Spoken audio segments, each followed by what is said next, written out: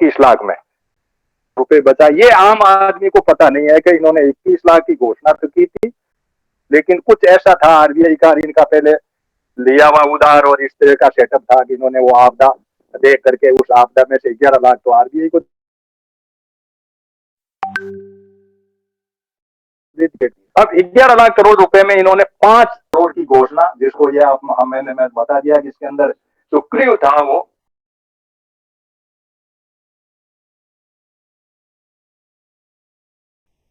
ये बात थी कि 11 लाख का था।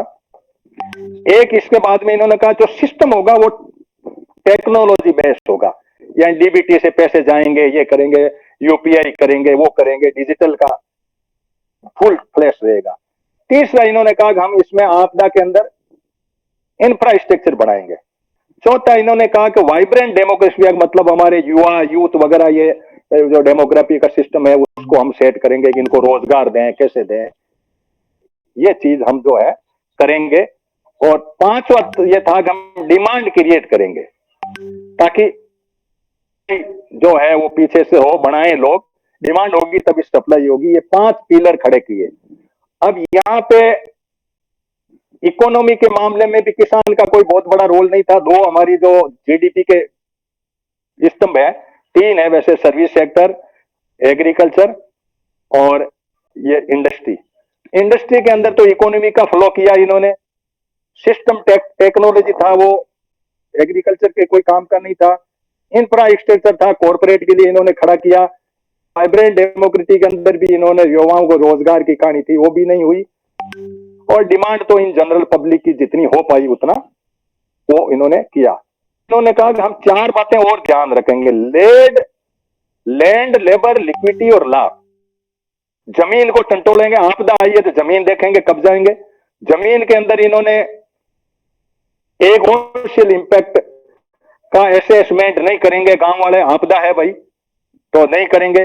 और एक ये था कि एनवायरमेंट इंपैक्ट का भी असेसमेंट इन्होंने आपदा में लॉन्च करने की कोशिश की। यानी जमीन के अंदर हम सोशल इंपैक्ट का भी कुछ नहीं देखेंगे, पहले ग्राम पंचायतें देखती थी उसमें भी हम आउट कर दिया, जो भी एनवायरमेंट के जो साथी थे उनको भी आउट कर दिया कि ये टांग अड़ा रहे हैं, इसलिए जमीन हम कब्जाएंगे, ये हमारी आपदा आई हुई है इसलिए हम इसको। इन्होंने लेबर के अंदर रिफॉर्म किया, 4 जो कोड बनाए, तो इसके वो भी प्रो कॉर्पोरेट था, लेबर के प्रो नहीं था, ह्यूमन के प्रो नहीं था कि किसी आदमी के या मजदूरों के हित के लिए कोई बात थी, वैसा नहीं था। लिक्विडिटी जो थी इसके मायने के बैंक का इनफ्लो यानी लोन वगैरह हम कैसे देंगे करेंगे, वो भी ज्यादातर एक अपना केसीसी को छोड़ के सारा का सारा इन्होंने स्वनिधि योजना थी स्ट्रीट वाले के लिए, मुद्रा लोन था, इस तरह से लोन की इन्होंने कैटेगरी बनाई। हम ला के रिफॉर्म करेंगे, कॉर्पोरेट के रिफॉर्म होगा, यानी जितने भी कानून का होगा ये 4 हमारे स्तंभ होंगे और 5 बातों पे हम अपने काम करेंगे, ये हमारा होगा क्राइटेरिया। फिर नारा दिया वोकल फॉर लोकल। हम गांधी के ग्राम स्वराज्य की अवधारणा को लेकर के लोकल चीजें बनाएंगे। आगे वर्णन करूंगा कि इनका क्या क्या रहा। 1980 से लोकल फॉर वोकल का नारा था, लेकिन वो गवर्नमेंट नहीं कर पाई थी, लेकिन यहाँ इन्होंने जो किया उस जैसे, और मारुति सुजुकी इनके बारे में कुछ डेटा मेरे पास में, वो अपन आगे बात करेंगे। लोकल फॉर वोकल में जब बात चाइना की आई तो इन्होंने कहा कि ऐसा हमारा नहीं है, हम बनाएंगे उसमें बना करके और फिर हम जो है उसको भेजेंगे करेंगे, लेकिन हम ग्लोबली इसको बेचने का भी प्रयास करेंगे, ये हमारा ग्लोबल कंसेप्ट भी इसमें शामिल रहेगा। फिर 5 किस्तों के अंदर इन्होंने घोषणा की एक में। तो एक किस्त तो ये थी भाई एमएसएमई की परिभाषा जो थी वो पैसे में बड़ा करके कहा। फिर कहा मेक इन इंडिया करेंगे भाई सारे के सारे में। इसके अंदर जो था वो एफडीआई 49 से 74% कर दिया। स्ट्रक्चर बढ़ाने के अंदर वीजीएफ का एक फंडा है जो मैक्स इंजीनियर है वो जानते हैं, वाइबिलिटी गैप फंड। ये एक तरह का फ्री में पैसा देना होता है, तो इंफ्रास्ट्रक्चर के मामले में इन्होंने ये तय किया कि भाई हम जो है 30, पहले 20% था उसको 30% फ्री में दे देंगे। दूसरा इन्होंने कहा कि ये जो इसरो का कंसेप्ट है इसके अंदर भी हम प्राइवेट की सुविधा कर देंगे, ये सारा कुछ करेंगे। फिर एग्रीकल्चर में कहा कि एग्रीकल्चर का हम बिल बनाएंगे, ये बिल बनाई दिए थे आपके सामने, जो इन्होंने जो आर्थिक पैकेज, ये जो आत्मनिर्भर भारत का फंडा था उसी के तहत ये बिल बनाने की कहानी थी, जो वापस 3 बिल दिए उस बिल के अंदर। फिर इन्होंने कहा कि अब ये तो हुआ, तो बहुत सालों में पूरे होने वाले हैं, 5 साल में होगा नहीं होगा। कोरोना तो आज पड़ा छाती में, आपदा तो आज पड़ी है, इसमें आप क्या कर रहे हो वो बताओ ना। जब लोगों ने पूछा, मीडिया ने कहीं सवाल उठाए, सोशल मीडिया पे तराई मचाई, तब इन्होंने 5 किलो अनाज और डीबीटी पे कुछ राहत देकर के कुछ पैसे लोगों को डाला। फिर लोन की व्यवस्था की कि योजना के तहत मुद्रा स्वनिधि इन्होंने कुछ किए, और ये काम सप्लाई चेन मेंटेन करेंगे, कुछ रोजगार की व्यवस्था करेंगे, गांवों की तरफ बढ़ने का, लोगों को पैसा देंगे, एमएसएमई देंगे। इस तरीके से इन्होंने मोटा मोटा ये के अंदर काम करने का बेस बनाया। और उसके अंदर ये था कि भाई लैंड का, लेबर का, लिक्विडिटी का, ला का, इसके अंदर काम करेंगे। तो ला का काम किया। लेबर के मामले में 4 कोड बना दिए। लैंड के मामले में भी इन्होंने सोशल इंपैक्ट असेसमेंट और एनवायरमेंट के लोगों को, तुम मौज करो, हम अपना विकास करेंगे। तो इकोनॉमी 21 लाख करोड़ के अंदर 11 लाख तो 10 लाख तो पहले ही खुर्द लिए, और उसके बाद में सिस्टम के अंदर टेक्नोलॉजी का भी आया। इंफ्रास्ट्रक्चर का ये था कि कॉर्पोरेट ने ये कहा कि इंफ्रास्ट्रक्चर तो वर्ल्ड लेवल का इंफ्रास्ट्रक्चर भी चालू किया इन्होंने।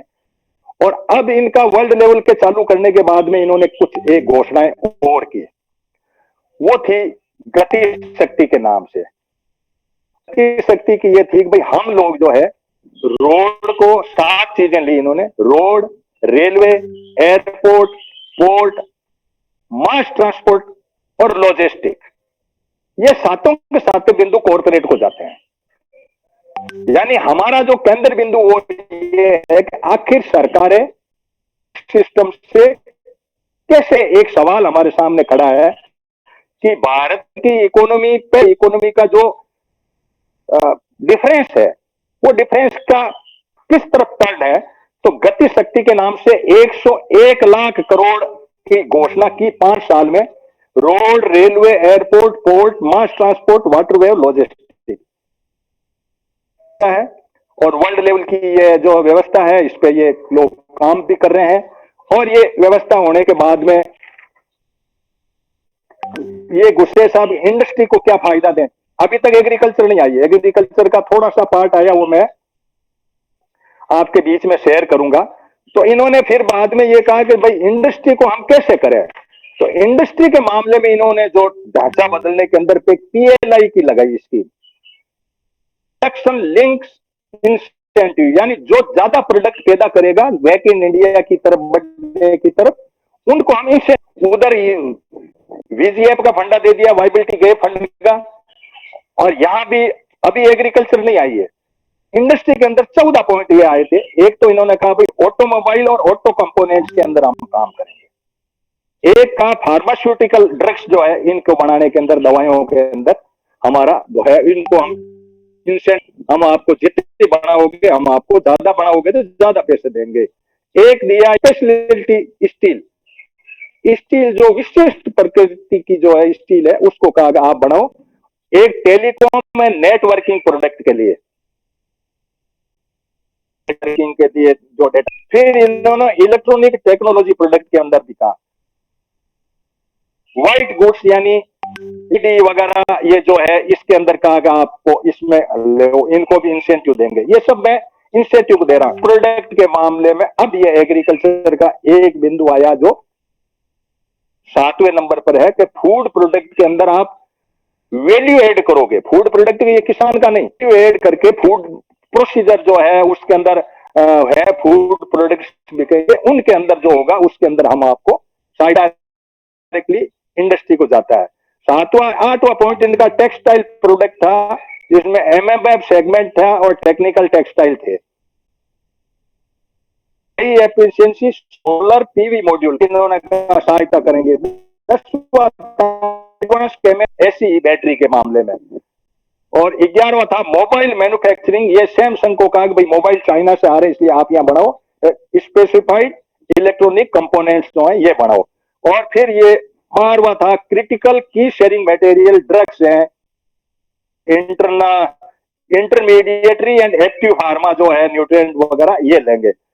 फिर 13वां था मैन्युफैक्चरिंग ऑफ मेडिकल डिवाइस, और 14वां इन्होंने अभी अभी जोड़ा था, पहले 13 था ड्रोन। ये चीजें इंडस्ट्री की तरफ इनका लोन ध्यान है सरकार का। इकोनॉमी का जो मैंने मॉडल दिया कि पहले इनकी जीडीपी डाउन हो गई, फिर कोरोना आ गया, कोरोना के अंदर ये आपदा में अवसर ढूंढा, क्या क्या काम किया कि 5 सेक्टर इन्होंने, सिस्टम को हम टेक्नोलॉजी बेस्ड करेंगे तो वो डीबीटी वगैरह जो है, यूपीआई वगैरह इसको करेंगे। और इंफ्रास्ट्रक्चर के मामले में मैंने 7 वो रोड और आपको बताए उसके अंदर किया। अब वाइब्रेंट डेमोक्रेसी में इन्होंने ये कहा था कि भाई हम जो है आपको कोई नौकरी वोकरी का देंगे, तो इसमें इन्होंने कहा आप नौकरी लगाने वाले बनो, मुद्रा लोन लेना हो। मुद्रा लोन के 3 भाग कर दिए इन्होंने कहा कि एक पैसा दे देगा तो फिर दोबारा दे देंगे, नहीं हो तो मौज करो। तो इसमें से 60-70% लोगों ने उठाए, वापस जमा ही नहीं करे, वो खा पी के नक्की वार, वो मुद्रा लोन गायब हो गया। इसी तरह से स्वनिधि का था, जो ठेला चलाते हैं शहर के अंदर स्ट्रीट के ऊपर, वो उनके लिए कुछ योजनाएं थी, उनके अंदर दिया, उनका भी यही हाल हुआ, और वो पैसे ले लिए बैंकों से, कोई पार पड़ी कोई बात, क्योंकि नौकरी देना और उस ढांचे को जमाना ये बहुत टेढ़ा काम था। तो जमा जमाया, जब एमएसएमई का सेक्टर था उसने परिभाषा तो चेंज की, लेकिन एमएसएमई में क्या हुआ, लोगों की कोरोना के कारण से चले नहीं, इसलिए किस्तें नहीं चूकी, तो इन्होंने फिर ईएमआई इनकी घोषणाएं तो की, लेकिन फिर वहां भी गड़बड़ हो गया। यानी हमारी इकोनॉमी का डावाडोल स्थिति जो है, वो लैंड लेबर लिक्विडिटी ला के ऊपर तो इनका रहा खेचतान, इंफ्रास्ट्रक्चर डेमोक्रेटिक डिमांड के ऊपर इनका कोई ढांचा बैठा नहीं। फिर लोनिंग के अंदर इधर दुनिया के लोगों ने क्या किया, बहुत लंबा नहीं खींच के सबकी जेब में पैसे डाल दिए और सबके घर पे अनाज पहुंचा दिया। जैसे अपने 5 किलो पहुंचा तो उनके जैसा भी जिस कैपेसिटी में था वैसे, तो घर बैठे बैठे को अनाज दे दिया कोरोना में, और जेब में पैसे दे दिए। तो ऑनलाइन इनके जो थे, वो सामान कोई आने का था, कोरोना किट पहन करके आते थे, दुनिया उस तरफ भी थी। तो इन्होंने ये कहा कि नहीं, हम जो है वो हमने कोरोना का ये किया, संसद को पूरी गूंजा दी इन्होंने कि हमने बहुत कुछ नया कुछ किया। अब ये नया करने के अंदर जब मैं सीतारमन जी की थोड़ी सी बात मैं आपके बीच में शेयर करूंगा, इनका जो भाषण हुआ था, जाम के नाम से हमने जो है 44.5 करोड़ खाता, जनधन अकाउंट मोबाइल जो है वो 44.5 लाख करोड़ खोला है, जिसमें 1.75 लाख रुपए हमारे पड़े हैं। यूनिकॉर्न जो है 1 अरब का जिनका टर्नओवर है, वो यूनिकॉर्न कहलाते हैं। तो वो 44 यूनिकॉर्न हमारे स्वनिधि खाते के अंदर 33 लाख के लोन हमने बांटे हैं, 33 लाख लोगों को लोन दिए हैं, और उन लोगों को जो है 29 लाख रुपए हमने बांट दिए हैं। पीमे के अंदर जो प्रधानमंत्री आवास योजना के 2 करोड़ मकान हमने बना दिए हैं, और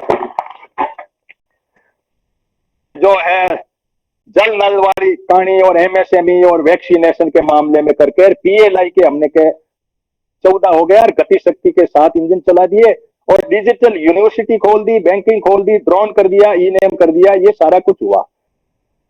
लगता है कि 65,000 हमने स्टार्टअप जो है वो शुरू कर दिए। सारा इकोनॉमिक टर्न जो है, इसके ऊपर हम क्या समझ रही है आम भारत के लोगों का एक माइंडसेट जो है, करते करते हम क्या लंका की तरफ तो बढ़ नहीं रहे, कहीं ऐसी तो हम नहीं, यूं ही हवा में तो बातें नहीं हो रही है। इनके ये जो नारे लग रहे हैं, इन नारों में तो कहीं नहीं आ रहे हैं आपदा में अवसर, ये जो कुछ भी है। और लोकल फॉर वोकल के बाद में इन्होंने छोड़ दिया कि लोकल फॉर ग्लोबल, और इन्होंने 5 किस्तें वीजीए, तीसरा, कुल मिलाकर के सब का सब ढांचा जो है कॉर्पोरेट की तरफ टर्नओवर किया। और कॉर्पोरेट का टर्नओवर भी इस कदर से किया कि कुछ चुनिंदा लोगों के हाथ में ये प्राइवेटाइजेशन का सेटअप दिया। तो मैं एक सुन रहा था, एक वीडियो आया था उसमें, अब कितना तो टोटल हमारा इकोनॉमिक ढांचा कोलैप्स अंदर से खोखला हो चुका है। इसी कारण से ये बेचने की कवायद हो रही है। इधर मैंने आपको जैसे सीतारमन जी का बताया कि भाई ये कह रहे कि हमने इतने खाते खोल दिए, इतना हमने ये कर दिया। अब यूनिकॉर्न के मामले में एक सांसद बोला था कि ये इनके यूनिकॉर्न है, इन सेठों ने टैक्स बताने के चक्कर में यूनिकॉर्न आप संख्या बढ़ा रहे हो। 65,000 जो वो इन्हीं के खुद के हैं। अब इन्होंने एग्रीकल्चर को कब्जा करने के लिए एफपीसी खोल दी। ये पूरा का पूरा तंत्र, भारत की पूरी इकोनॉमी का तंत्र, दो चार कॉरपोरेट के लोगों के इर्द गिर्द आ जाना और उसके अंदर नारों के सिवाय कुछ नहीं होना और गरीबों के जन धन खातों की कहानी कह देना, मुद्रा लोन की कहानी कह देना, स्वनिधि की कहानी कह देना और इसके अंदर किसी प्रकार का कोई भी रोजगार का कोई ऐसा कोई आइडिया आया हो या रोजगार की कोई ऐसी बात नजर आई हो, वो नहीं दिखती। क्योंकि आज वो लाल सिंह जी आए नहीं थे, वो जनरली बहस करते रहते हैं मेरे से, तो मैंने उनको कहा, मैंने कहा मैं डेटाबेस बात करूंगा। हम संसद के पूरे डेटा मैंने कलेक्ट किए हैं और उन डेटाओं के ऊपर ही मैं बात कर रहा हूं कि आज जो है जिनको आप कह रहे हो कि भाई अनएम्प्लॉयमेंट के मामले में पीएलआई की 14 सेक्टर है हमारे पास में और 60 लाख रोजगार है, इनके डेटा हैं जो मैं संसद में इन्होंने बोले उसको मैं कह रहा हूं। अब 14 सेक्टर के मैंने आपको नाम पढ़े थे, कितने लोगों को 14 के अंदर कितने लोग इन कंपनियों में लाग हैं, वो बात के ऑटोमोबाइल है, ऑटो कंपनी है, फार्मास्यूटिकल ड्रग है, कितने लोगों ने बनाया, कितने लोग हमारे रोजगार में लगे, स्पेशलिटी स्टील है, टेलीकॉम नेटवर्किंग है, इलेक्ट्रॉनिक टेक्नोलॉजी है, व्हाइट गुड्स है, फूड प्रोडक्ट्स है, टेक्सटाइल है, हाई एफिशिएंसी है, एडवांस केमिस्ट्री है, मोबाइल मैन्युफैक्चरिंग है। अब हमें ये देखना है कि क्या वाकई ये लोग कह रहे हैं कि हमने 14 सेक्टर के अंदर इनको इंसेंटिव दिया है और ये लोग आपको 60 लाख रोजगार दे देंगे, क्योंकि इनको रिजर्वेशन वाला भी झगड़ा मिटता है। लेकिन अब 60 लाख के डेटा कैसे देते हैं पूछा गया, तो 60 लाख में इन्होंने कहा कि हम तो ईपीएफओ को डेटा लेते हैं। ईपीएफओ की यह थ्योरी है कि एक दिन भी कोई आदमी पीएफ अकाउंट खोला करके घर बैठ जाता है तो वो रोजगार माना जाता है। रोजगार तो भाई 60 साल तक नौकरी करे उसको मानो। तो ये लोग उस बात को नहीं मानते कि ईपीएफओ में एंट्री हो गई मतलब आपका रोजगार लग गया। अब ये इस भारत की संसद के कुछ आंकड़े हैं जो मैंने आपके समक्ष इस तरीके से रखे कि भाई ये व्यवस्था जो है किस तरीके से हम सोचते हैं और एग्रीकल्चर को किस तरीके से है।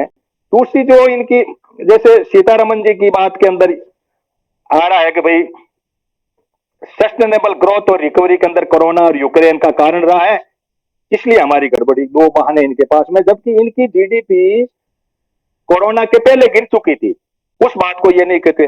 ओईसीडी के कुछ देश है, 32 कंट्री है, जिसमें कह रहा है कि ये हमारा टैक्स हाई है, नो टैक्स के अंदर हम आ रहे हैं। और एफडीआई के मामले में ये है कि ये कह रहे हैं कि एफडीआई हमारे बहुत अच्छी है, 81 यूएस डॉलर बनके $505 तक, अभी 600 तक पहुंच चुकी है। एफडीआई की वैल्यूएशन दिन प्रतिदिन डीवैल्यूट होती है डॉलर के साथ में, लेकिन उसको ये गिनते नहीं, आम आदमी इसको पहचान नहीं पाता, इसलिए इसमें ये गड़बड़ करते रहते हैं। इसमें गरीब कल्याण योजना, हेल्थ वगैरह, इसके ये 5 किलो अनाज को बार बार गिनाते रहते हैं। भाई सेस और सरचार्ज जो है वो इनके पास जा रहा है, उसका शेयर है, उसके अंदर किसी प्रकार का कोई ये डेटा नहीं बताते। सीएजी के इनके जो है, इन्होंने कहा कि 43,000 करोड़ बकाया है इनका, ये भी बता नहीं। जीएसटी का जो है इन्होंने अभी 1,60,000 तक जीएसटी पहुंच गई है, लेकिन ये राज्यों को वापस देने के अंदर नहीं कर पा रहे हैं। ये सारी जब बात है इनके ऊपर, फिर दूसरे लोग के भाई ग्लोबल हंगर इंडेक्स में तुम्हारी क्या वैल्यू है, क्रिप्टो करेंसी में तुम लोग घुस चुके हो, और जबरदस्ती आप रीजन टू बिलीव का कोई फंडा तो बताओगे आप करना क्या चाह रहे हो, और इसका कोई कैपिटल एक्सपेंडिचर में, दूसरों में, और फिस्कल डेफिशिएंट इनका 9%, 10% के आसपास जा रहा है। तो कहने का मेरा मतलब यह है कि ये झूठे आंकड़े दे देना, झूठे आंकड़ों में भी हम लोग जो है इस बात को पकड़ नहीं पा रहे हैं कि आखिर ये गवर्नमेंट करना क्या चाह रही है। क्योंकि मीडिया को इन्होंने कब्जा लिया, सोशल मीडिया पे इतने एक्टिविस्ट लोग नहीं है जो इसको डिस्कस कर सके, और इन संसद की कार्रवाइयों को सुन के डेटाबेस को ऐसा कोई कुछ भी नहीं है।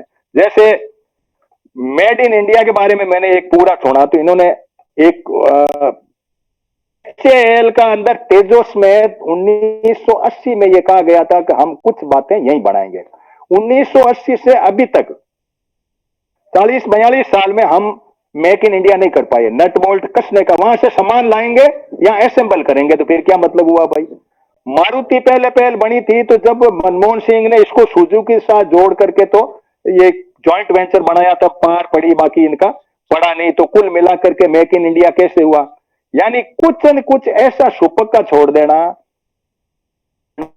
जिसमें आम जन समझना नहीं, ऐसे झूठे डेटा पेश कर देना जो आम लोगों को उसमें सरोकार नहीं, आम लोग इस बात तक पहुंच नहीं पाते हो, और ऐसे नारे लगा देना जिन नारों के सारे कर देना, और नारा बेज में फेल होता दिखे तो ऐसे कोई विवाद को ऐसे कर देना। बेरोजगारी बिल्कुल गर्त पे जा चुकी है, किसी भी प्रकार का कोई मॉडल बेरोजगारी का नहीं है। ये रिजर्वेशन के फंडा वगैरह सब फ्लॉप हो चुके हैं। अब ये अपने बातें करते रहो, क्या हो गया? तो रोजगार के कुछ हैं, उन्होंने भी, इन्होंने हॉरिजेंटली, इन्होंने जो कलेक्टर की पोस्ट है उसको जॉइंट सेक्रेटरी से ऊपर जाने नहीं देते, इन्होंने डायरेक्ट भर्ती करनी शुरू कर दी।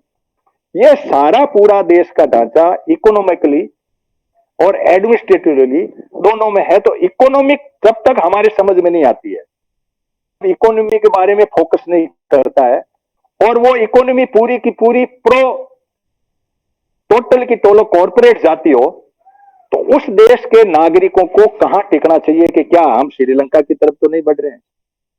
क्या हमारा 83% हमारी लोनिंग है, इसके ज्यादा ही हो गई होगी, पहले के डेटा मेरे पास में, जीडीपी का 83% है तक था, तो वहां उनकी हालत हो गई है।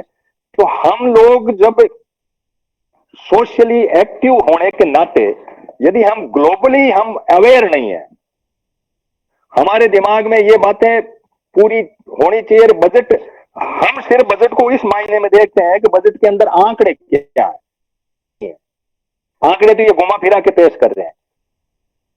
खेल ये है कि बैंक में हमारा खून पसीने का गया हुआ पैसा कौन से नाले में फ्लो हो रहा है? क्या एग्रीकल्चर की तरफ जा रहा है कुछ पैसा?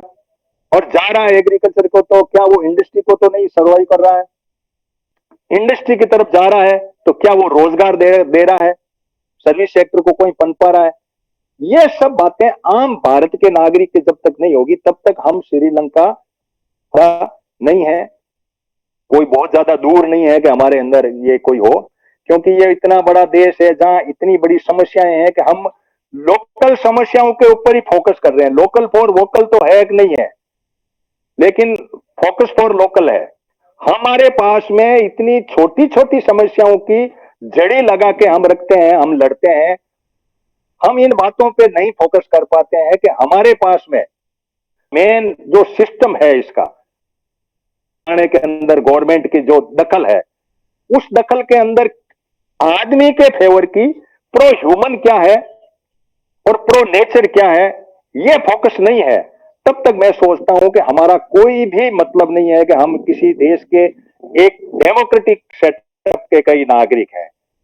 लोकल हमें उलझा दिया कि हम लोकल से बाहर ही नहीं निकल पा रहे हैं, कई छोटी छोटी बातों से उलझ पा रहे हैं। तो हमारे जो आरबीआई, बैंकिंग सिस्टम, इकोनॉमी, पहले इस सिस्टम को पूरा का पूरा हमें पता होना जरूरी है। इस सिस्टम के बाद में हम इस दूसरे सिस्टम को समझे, क्योंकि उनका फ्लो जब उधर होगा तो हमारे पास कहां से धन आएगा और किस तरह से कोई विकास की बात करें या कैसे भी करें। जैसे इंफ्रास्ट्रक्चर की बात मैंने आपको 7 बिंदु बताए, सातों के सातों इंफ्रास्ट्रक्चर जो है टोटल का टोटल प्रो कॉर्पोरेट है, कोई ऐसा नहीं है। अब लॉजिस्टिक के मामले में कहें तो वो भी उसके लिए जा रहा माल,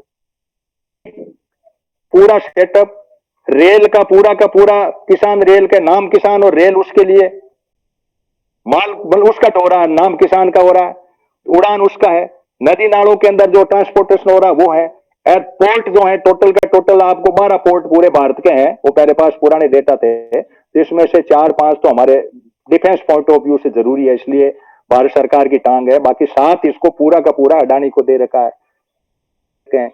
अब इन सारे सिस्टम के अंदर प्राइवेट में ढांचा चला गया, मान लो चला गया, लेकिन क्या हम लेबर के कंसेप्ट पर यदि जाएं तो प्राइवेट आदमी भी नौकरी देने के अंदर वही रिजर्वेशन का सिस्टम रखे कि नहीं रखे, हमारे पीएफ वगैरह के जो कंसेप्ट है वो उसमें रखे कि नहीं रखे, हमारे पेंशन का कोई फंडा उसमें है कि नहीं है, यूज एंड थ्रो का कंसेप्ट यदि प्राइवेट आदमी लेता है तो ऐसी गवर्नमेंटों से हमें किस तरीके से कैसे हमारे मैनिफेस्टो आए, कैसे हमारे लोगों का एजिटेशन हो, कैसे हमारे हो। किसानों ने अपने मैदान में आकर के देखा तो सही, इस बात का ही पता नहीं लगा कि आज जैसे गेहूं का उन्होंने एक झटके में गेहूं के खेत उतार दी। गेहूं 3,000 गया था, किसानों ने कुछ रोका, इन्होंने देखा ये रोक लेंगे तो फट आ गया, अब ये गेहूं 15 दिन में 2,000 आ जाएगा। तो ये सब बातें इकोनॉमिक मॉडल के ऊपर हमारा केंद्र बिंदु रहे, इसलिए आज एक स्पेशल सेशन हमने रखा था कि हम कहीं सोच सकें कि आपदा में कैसा इन्होंने अवसर ढूंढा और उस अवसर को किसके लिए ढूंढा, के लिए ढूंढा, किसान मजदूर के लिए ढूंढा, गांव गरीब के लिए ढूंढा, या किसी व्यक्तियों के लिए, किसी व्यक्ति विशेष के लिए ढूंढा। 5 पिलर बनाए, वो पिलर पांचों किसके लिए बनाए ये हमें पता होना चाहिए कि इकोनॉमी किसको दी, इन्होंने किसके लिए दिया, सिस्टम डेवलप किया, मान लो उसके अंदर टेक्नोलॉजी डाली डीबीटी वगैरह का, तो किसको फायदा मिला, या किसान को ड्रोन दे देंगे, ड्रोन में क्या करेगा किसान, अंदर हम ड्रोन दे देंगे आपको। इंफ्रास्ट्रक्चर किसके लिए हुआ, और वाइब्रेंट डेमोक्रेसी का तो बट्टा ही बैठा दिया। ऑटोमेटिक है, डिमांड होगी तो सप्लाई ऑटोमेटिक होगी, ये थ्योरी तो बहुत पुरानी चल रही है।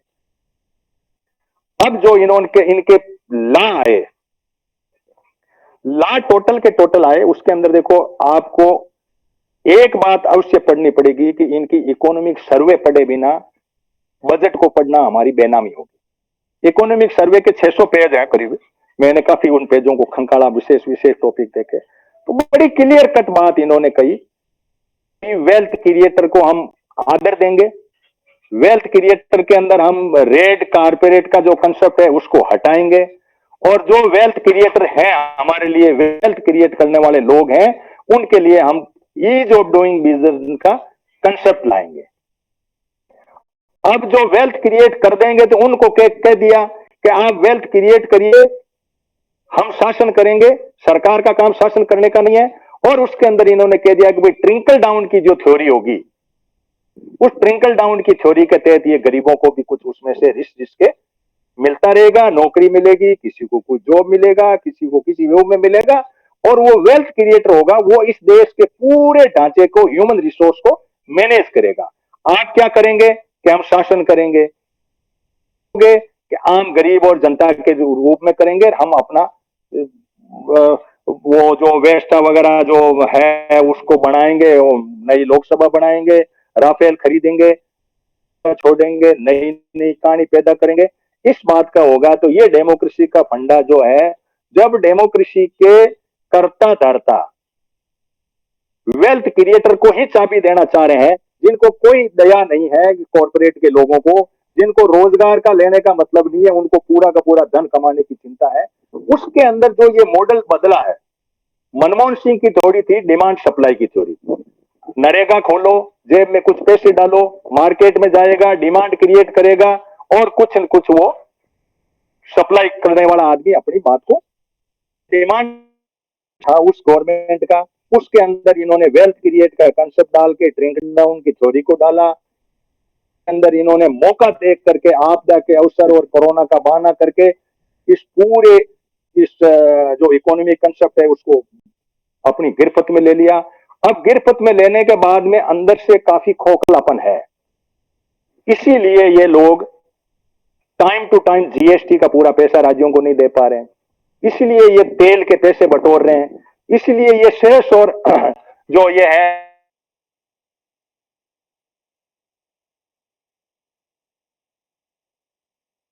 बेच रहे हैं। ये सारी बातें जो है वो हमारे दिमाग में होनी चाहिए, इनके ऊपर चिंतन होना चाहिए, इनके बीच में कोई गैप है तो हमें समझना चाहिए कि नहीं वास्तव में ये इकोनॉमिक थ्योरी वहां ट्रिंकल डाउन होके गरीब पल जाएगा, और ऐसे हो जाएगा हर व्यक्ति लोन लेकर के और जॉब सीकर क्रिएटर होने के लोगों को जो रोजगार देने वाला बन जाएगा। ऐसा भारत की परिकल्पना, स्टार्टअप इंडिया की परिकल्पना, यूनिकॉर्न की परिकल्पना, ऐसा क्या भारत बन जाएगा, इस बात को हमें, शब्दबाग बहुत है हमारे सामने, लेकिन हमें एक चिंतन का विषय है। अब मान साहब मेरे साथ में जुड़े हुए हैं। मान साहब, मैंने जो इतना बड़ा विश्लेषण किया, इसको आप 5 मिनट में एक टिक लगा करके यस नो, आप इकोनॉमिक्स से जुड़े हुए आदमी हैं, इसमें करें। आज माया बजाज जी हमारे साथ जुड़े हैं, धन्यवाद है आपका हमारे सेशन में आए इसके लिए। और बाद में मैं मान साहब के बाद में मनीष जी को लेऊंगा और फिर पैनलिस्ट हैं, क्योंकि और मुख्य पैनलिस्ट आज नहीं, हमारी एक कोर ग्रुप। धन्यवाद। आपने एक्चुअल में जो भारत सरकार की पिछले 7-8 साल की पॉलिसी हैं, उनके वो आर्थिक दृष्टि से हो, अन्य दृष्टि से हो, जीडीपी से संबंधित हो, पूरी की पूरी गाथा एकदम सटीक रूप में समझाई है। तो ये इतनी लंबी चौड़ी जो 2 साल का पूरा विवरण आपने दिया, जब से जीडीपी से संबंधित भी, क्योंकि 2020-21 में कोरोना की वजह से हमारी जीडीपी माइनस में चली गई थी, -7.3, जबकि हालांकि वो हमारे देश की नहीं, पूरे दुनिया में 122 देशों की माइनस में चली गई थी, और कुछ 33 देश ऐसे थे जिनकी प्लस में भी गई। और भारत की जीडीपी वैसे पिछले 70 साल में उससे देश आजाद हुआ है 5 बार जीडीपी माइनस में गई है, और मुख्यतः 3 बार जा चुकी है। एक बार 1965-66 में जब पाकिस्तान से युद्ध हुआ था, उस वजह से जो जीडीपी -5.3 गई थी। उसके बाद 79 में अकाल पड़ा था, तब जीडीपी माइनस में चली गई थी 4 के आसपास, और ये साथ ये 20-21 की जो थी कोरोना की वजह से माइनस में गई है। तो इसके वजह से जो भी हो, तो इसमें आर्थिक विश्लेषण में पढ़ रहा था, एक CRISIL CRISIL एक संस्था है जो अपने रिपोर्ट देती रहती है हर तिमाही में, मतलब आंकड़े प्रस्तुत करती है। तो जैसे अपने अभी आरबीआई ने जो रेपो रेट में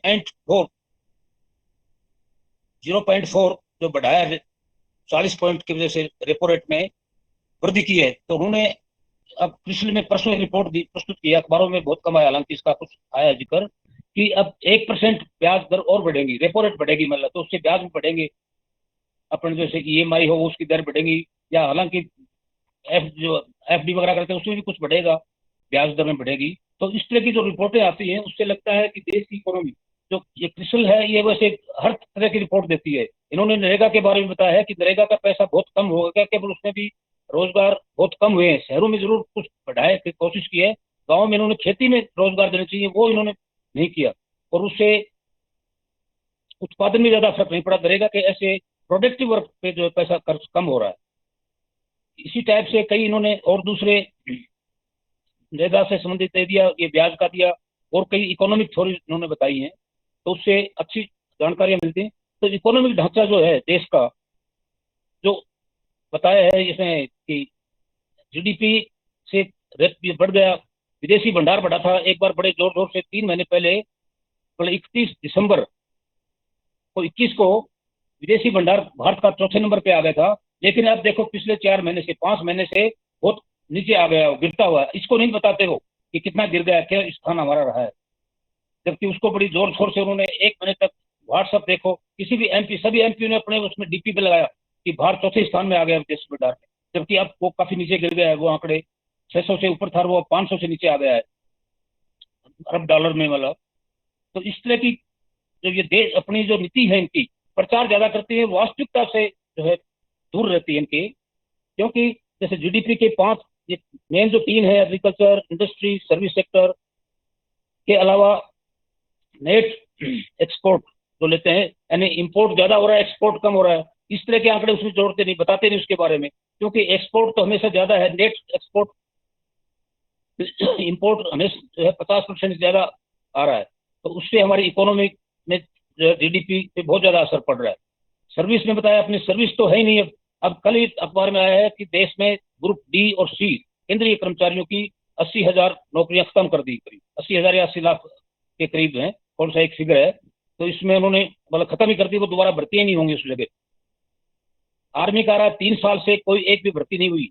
ये तो स्पेशल जो है ना उसमें चर्चा में किया, इनके जो कांग्रेस के और बीजेपी के प्रवक्ता है उनसे बातें पूछी, और उनके बयान सुनाए, अपने रक्षा मंत्री के भी, कि भर्तियां क्यों नहीं हो रही। उन्होंने एक कारण बताया, संसद में भी ये चर्चा हुई थी कि कोरोना के कारण भर्तियां नहीं हो रही, जबकि उन्होंने कहा कि आर्मी में मतलब ऑफिसरों की भर्ती तो हो रही है लगातार, एनडीआईए में उनमें लगातार भर्तियां, तो उनमें कोरोना का फर्क क्यों नहीं पड़ता, खाली सिपाही में भर्ती करते हैं उसी में फर्क पड़ता है।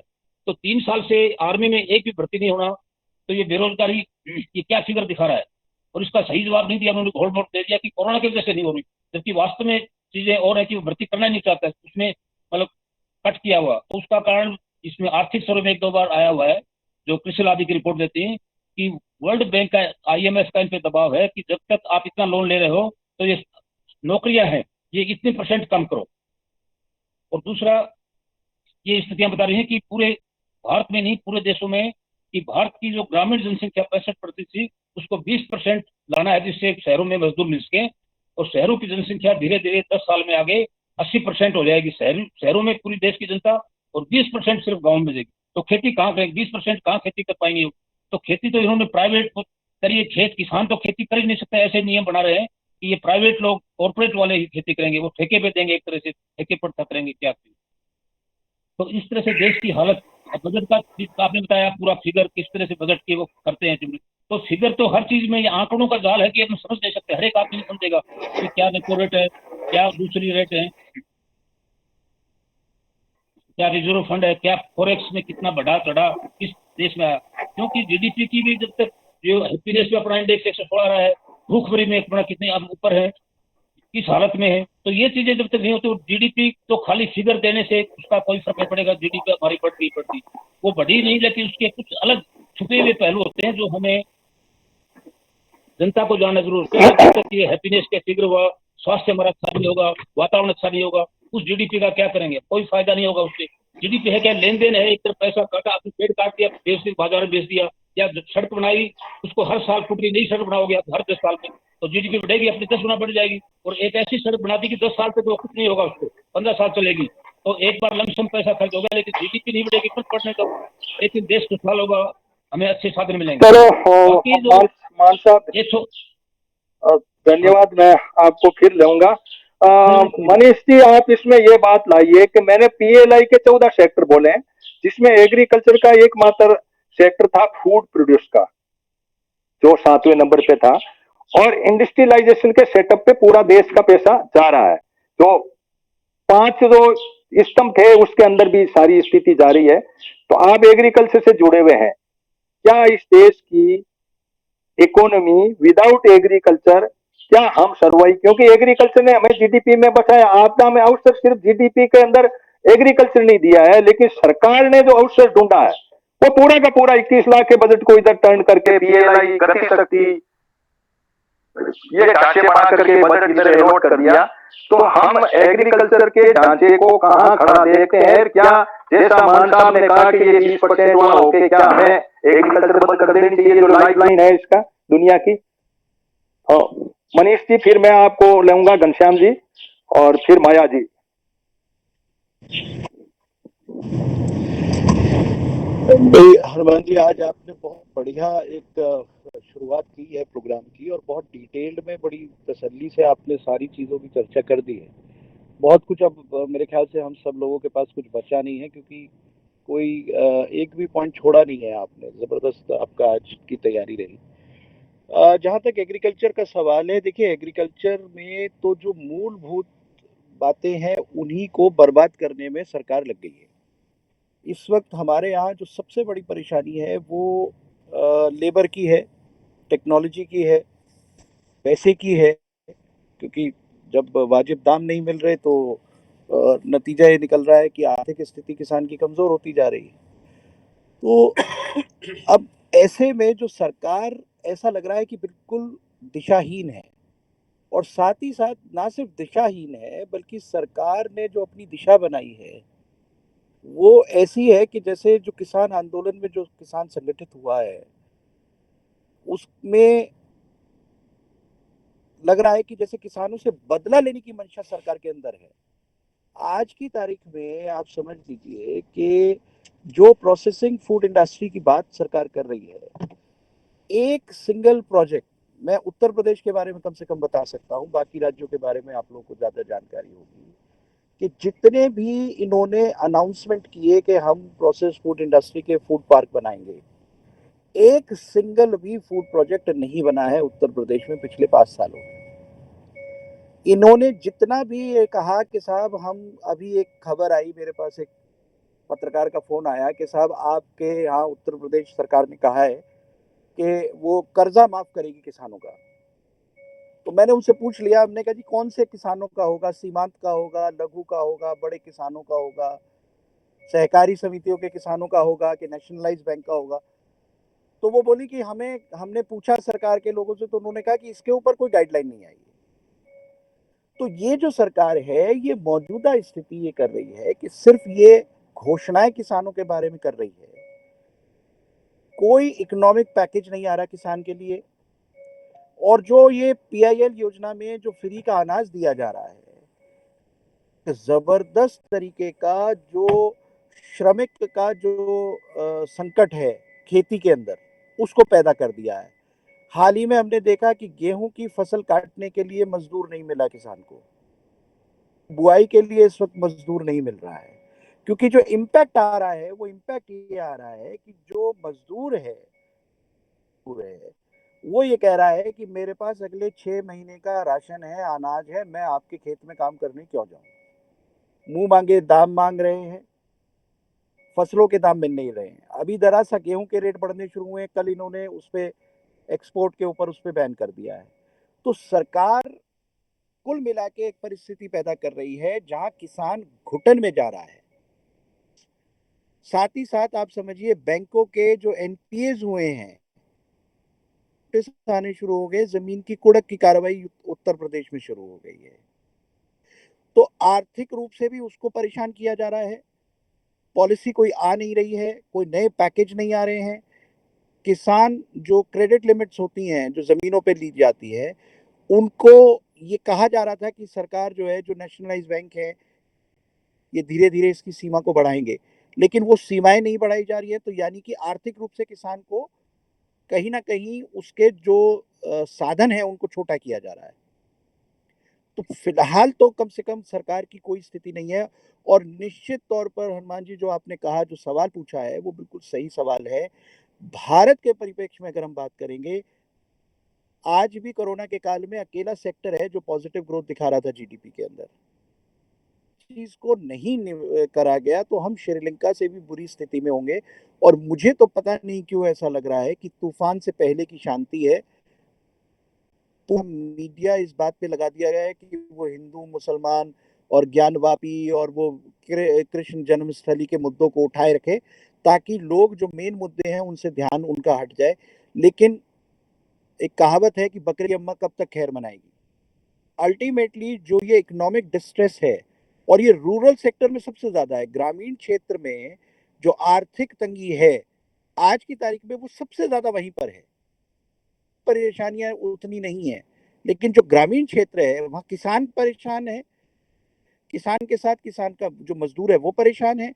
थोड़ा सा कहीं ना कहीं एक जो सामाजिक जो बिगड़ गया है। अभी हाल ही में हमने देखा कि किस तरीके से एक किसान ने मुनादी करा दी अपने गांव में कि क्योंकि उसके खेत जो काटने के लिए कोई नहीं आया, कि कोई एक बारे में उन्होंने मुनादी कराई कि साहब ये कोई मेरे खेत में ना जाए, मेरी मेड़ पे ना चढ़े। तो अल्टीमेटली ये जो चीजें अब सामने आ रही हैं, समाज में टकराव की स्थिति उत्पन्न होने वाली है और हो रही है, और सब करके बैठी है। मुझे पता नहीं क्यों ऐसा लग रहा है कि जो श्रीलंका में हम चीजें देख रहे हैं, उससे कई गुनी भयानक परिस्थिति भारत के अंदर ये सरकार ने निर्माण कर दी है। और उसका जो कोर है वो बुरे आर्थिक प्रबंधन है, क्योंकि आपने पूरे देश की सारी संपत्ति को इकट्ठा करके 2-3 पूंजीपतियों को दे दी है। अडानी जी 60,000 करोड़ से लाख करोड़ अरब के आदमी हो जाते हैं 2 साल के अंदर। तो ये संपत्ति किसकी गई है? ये मेरी और आपकी और इस देश के गरीब आदमी की संपत्ति उस आदमी के पास गई है। पूरा पूरा वो एक उद्योगपति को दे दिया गया है। इस देश में जो लॉजिस्टिक है, सारे के सारे सी पोर्ट अडानी के पास हैं, सारे के सारे एयरपोर्ट्स अडानी के पास हैं, सारे के सारा पोर्ट्स होते हैं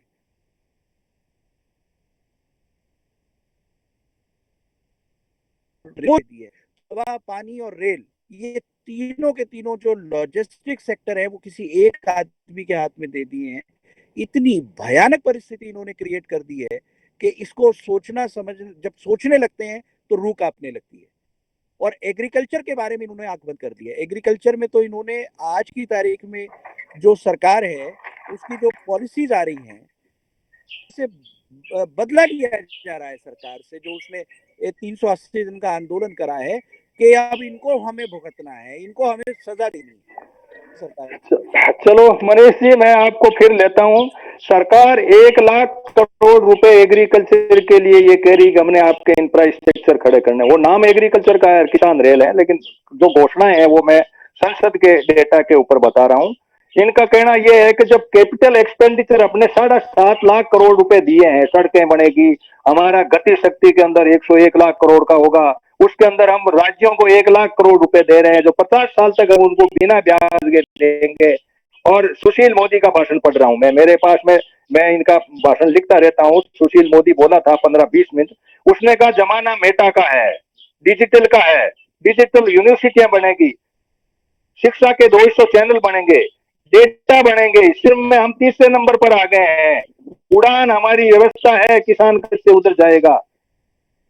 ये संसद के लाइनें लिखता रहता हूँ, दिन भर बैठा रहता हूँ, तब मुझे यूं लगता है कि क्या ट्रिंकल डाउन थ्योरी आएगी, क्या हम ट्रिंकल अप में तो नहीं आ रहे। एक सांसद ने कहा था राज्यसभा में कि ट्रिंकल डाउन के बजाय हम ट्रिपल अप की तरफ बढ़ते हैं। हम घनश्याम जी को ले, मैं घनश्याम जी आपको लेने के पहले मैं आपसे ये बात जानना चाहूंगा कि ये सरकार ने विकास के नाम पर एनवायरमेंट को ध्वस्त करने का, क्योंकि आप प्रो नेचर में भी काम करते हैं, इसने पूरा ढांचा कोलैप्स कर दिया है। और कोलैप्स के पीछे ये था कि पहले इन्होंने 5 पॉइंट लिए हैं, वो अभी मेरे कहीं डेटा में है।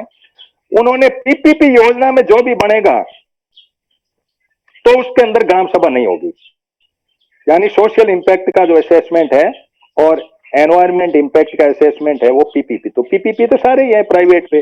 तो इन्होंने एक तो ये कर दिया कि भाई इनके किसी प्रकार के, इनके जो है गांव वालों को पूछने की जरूरत नहीं है, आप तो जमीन कब्जाओ, लैंड चाहिए, लेबर चाहिए, लिक्विडिटी चाहिए, बैंक मेरे पास में है, 3 आपके पास में, ला मेरे पास संसद है, चारों के चारों हम बना देंगे। ऐसी परिस्थिति में आम जन, ये आपदा में जो अवसर ढूंढा गया है, इसका विरोध कैसे करे? अपने संगठनात्मक भाव से इन लोगों का करें। फिर मैं जाऊंगा माया जी बजाड़ के पास में।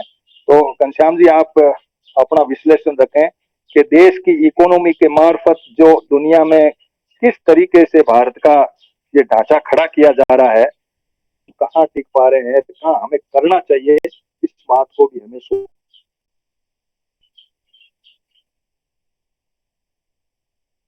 हाँ, माइक माइक खोलिए घनश्याम जी, आपने माइक माइक नहीं खोला, आपने माइक खोलिए। हाँ हाँ, नमस्कार जी। देखो, ये जो भी हिंदुस्तान में हो रहा है, ये पूरे विश्व की प्लानिंग का एक पार्ट है।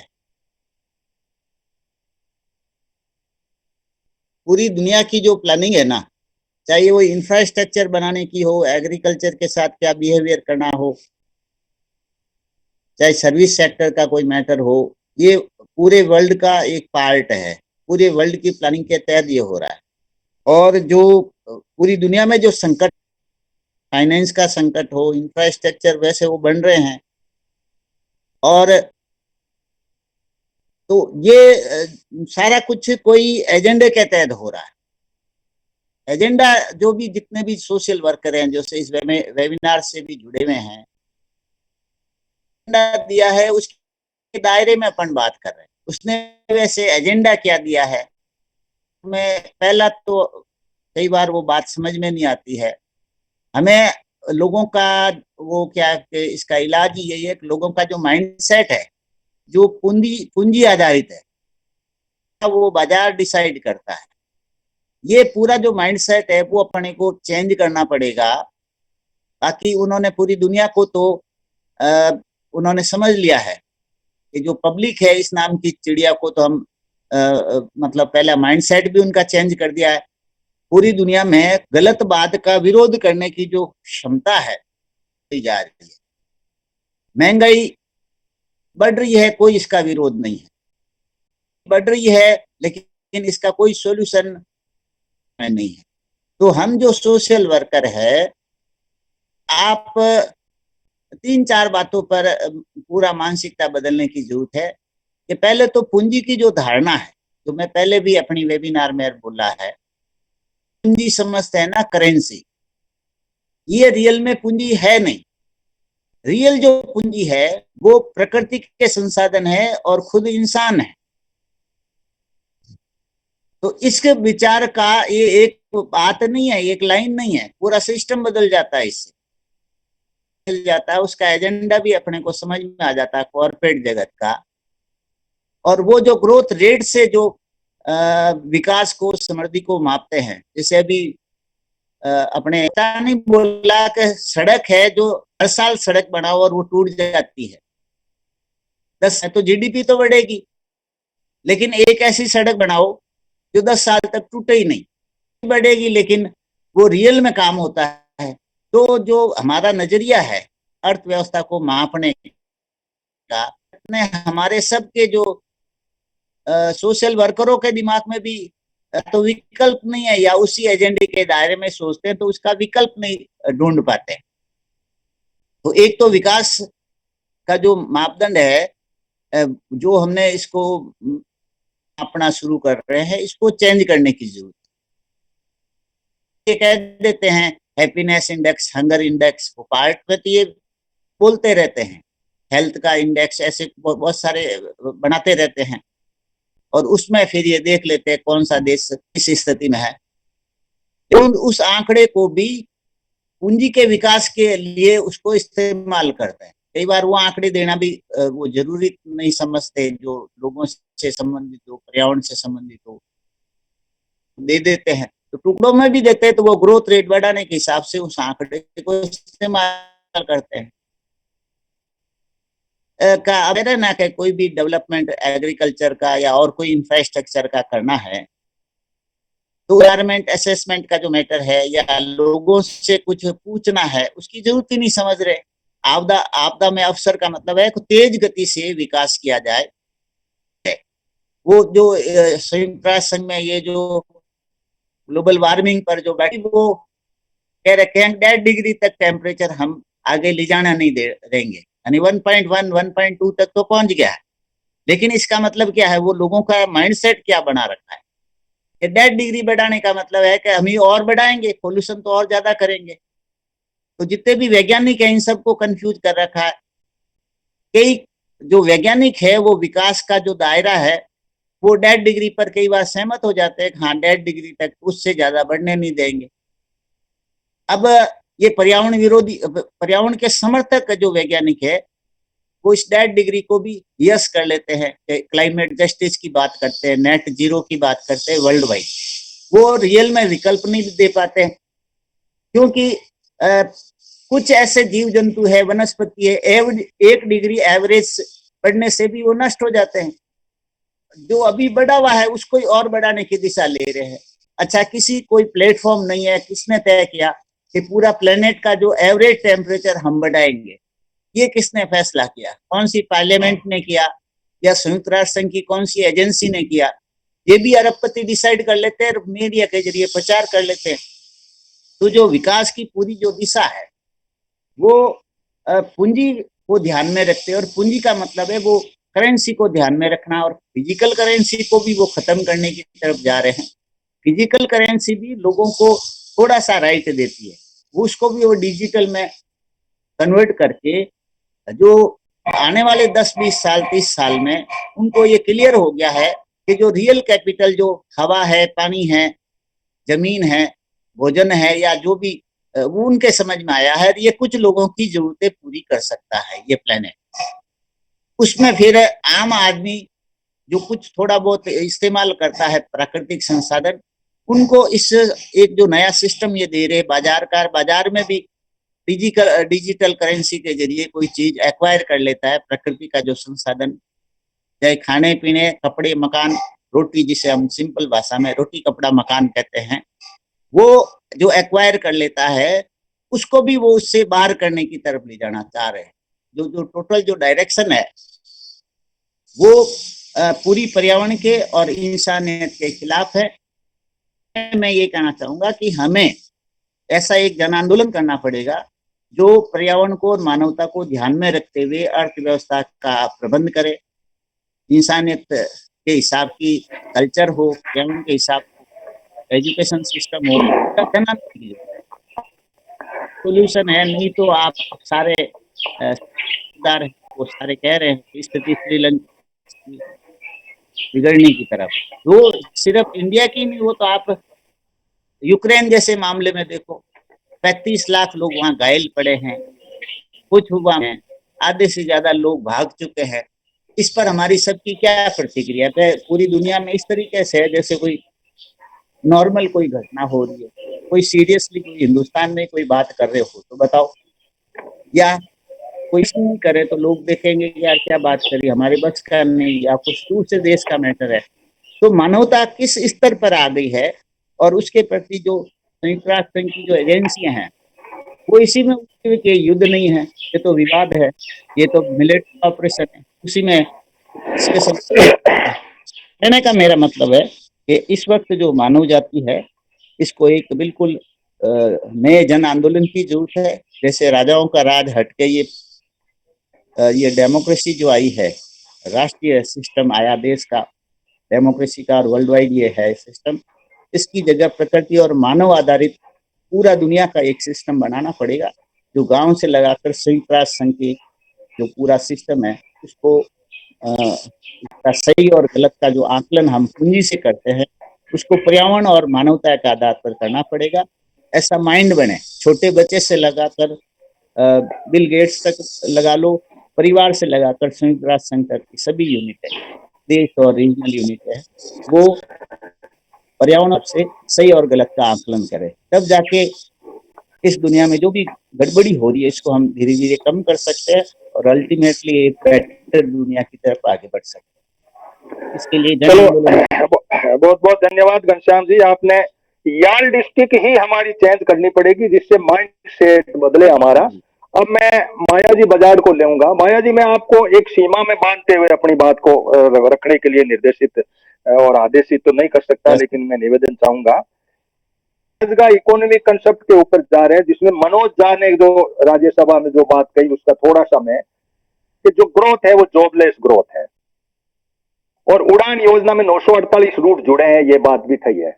और दुबई का हवाई अड्डा 27% रोजगार दे रहा है। भारत के अंदर कोई ऐसा हवाई अड्डा जो अडानी जी ने दिया है वो ऐसा नहीं है। दुबई की उन्होंने एक बात कह करके बात कही, तो हमें लगा कि क्या ये प्राइवेट सेक्टर जॉब नहीं दे सकता, क्या प्राइवेट सेक्टर की मंशा वाकई ये यदि ग्लोबली ये हम सोचते हैं कि भाई आप ट्रिंकल डाउन थ्योरी की बात करते हो और आप रोजगार दे रहे हो, हमें क्या फर्क पड़े, अडानी रोजगार दे, अंबानी दे या मोदी दे, फर्क क्या पड़े। लेकिन एक सिस्टम, एक तरीका, एक जो भी कंसेप्ट है यूनाइटेड नेशन के अंदर यूडीएचआर में ह्यूमन राइट के जो कंसेप्ट हैं, civil political right and economic social और कल्चरल राइट को समाहित करते हुए रोजगार लें, या ये अपनी मर्जी से अपने हिसाब से एक्ट बना ले। वो कोड बना लिए 4 लेबर के, सब लेबर को अपने वे में कंट्रोल कर दिया, ईपीएफ पैसा से कह दिया रोजगार मिल गया, जिसमें कोई पेंशन नहीं, सिर्फ एक जीएफ कट रहा है, उसके अंदर सेंटर काटे।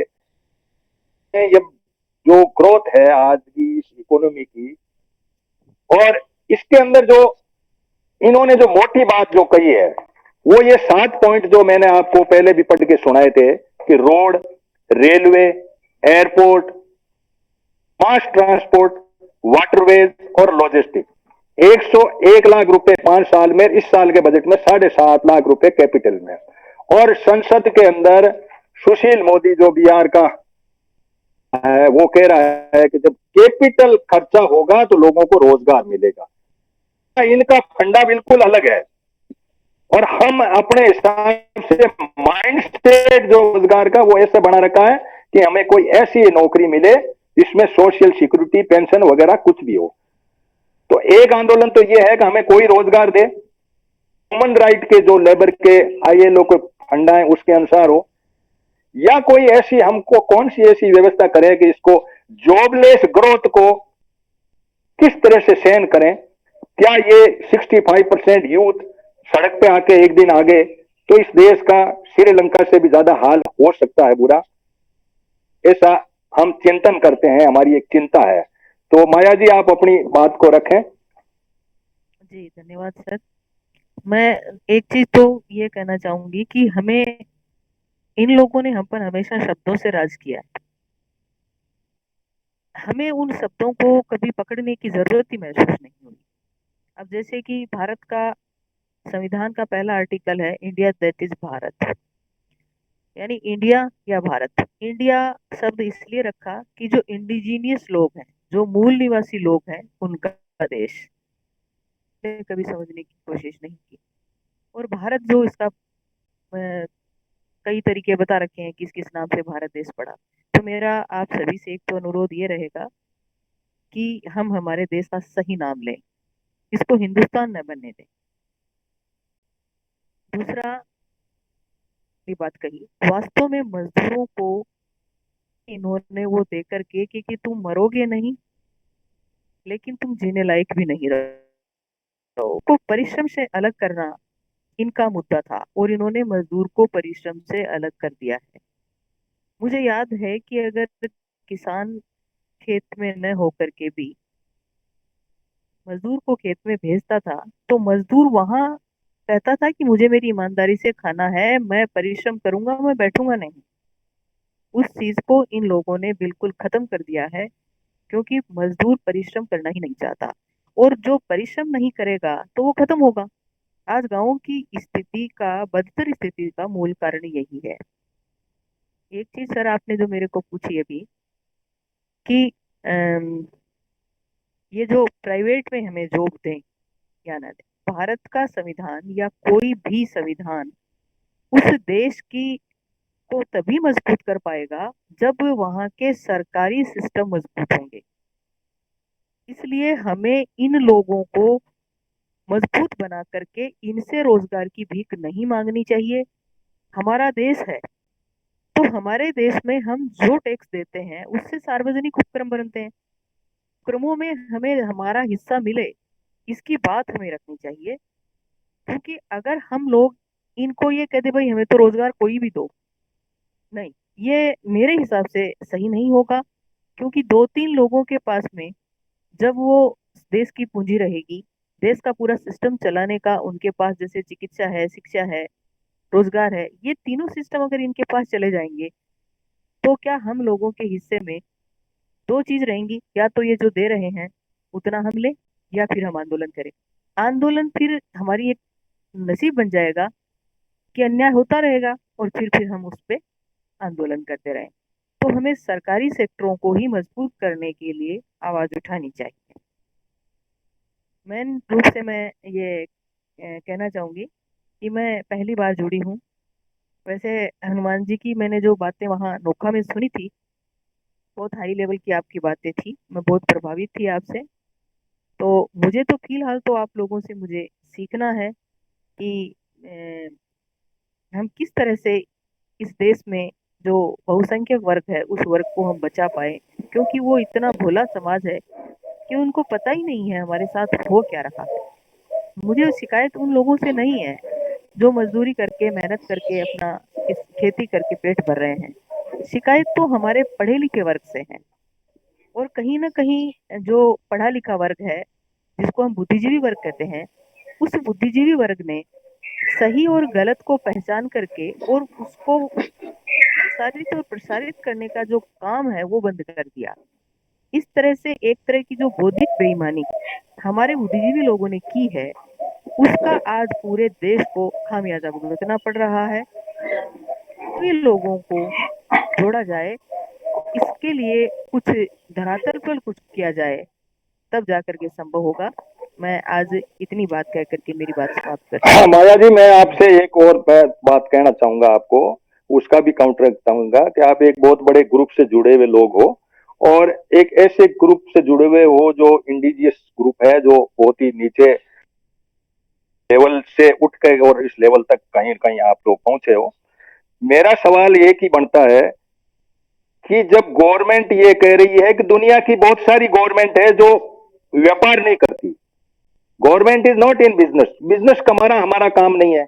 अब बिजनेस कमाने के अंदर हमने कुछ इस वेबिनार में मुद्दा उठाया कि फिर आप तेल क्यों ला रहे हो, ये जो बिजनेस है, तेल का बिजनेस हम करेंगे, सेस और सेल टैक्स लगाने का बिजनेस हम करेंगे, वेट लगाने का बिजनेस तो हम करेंगे, शराब का बिजनेस हम करेंगे, लेकिन बाकी बिजनेस जो है कॉर्पोरेट करेगा, दुनिया के कई देश कर रहे हैं, इसलिए हम बिजनेस नहीं करते।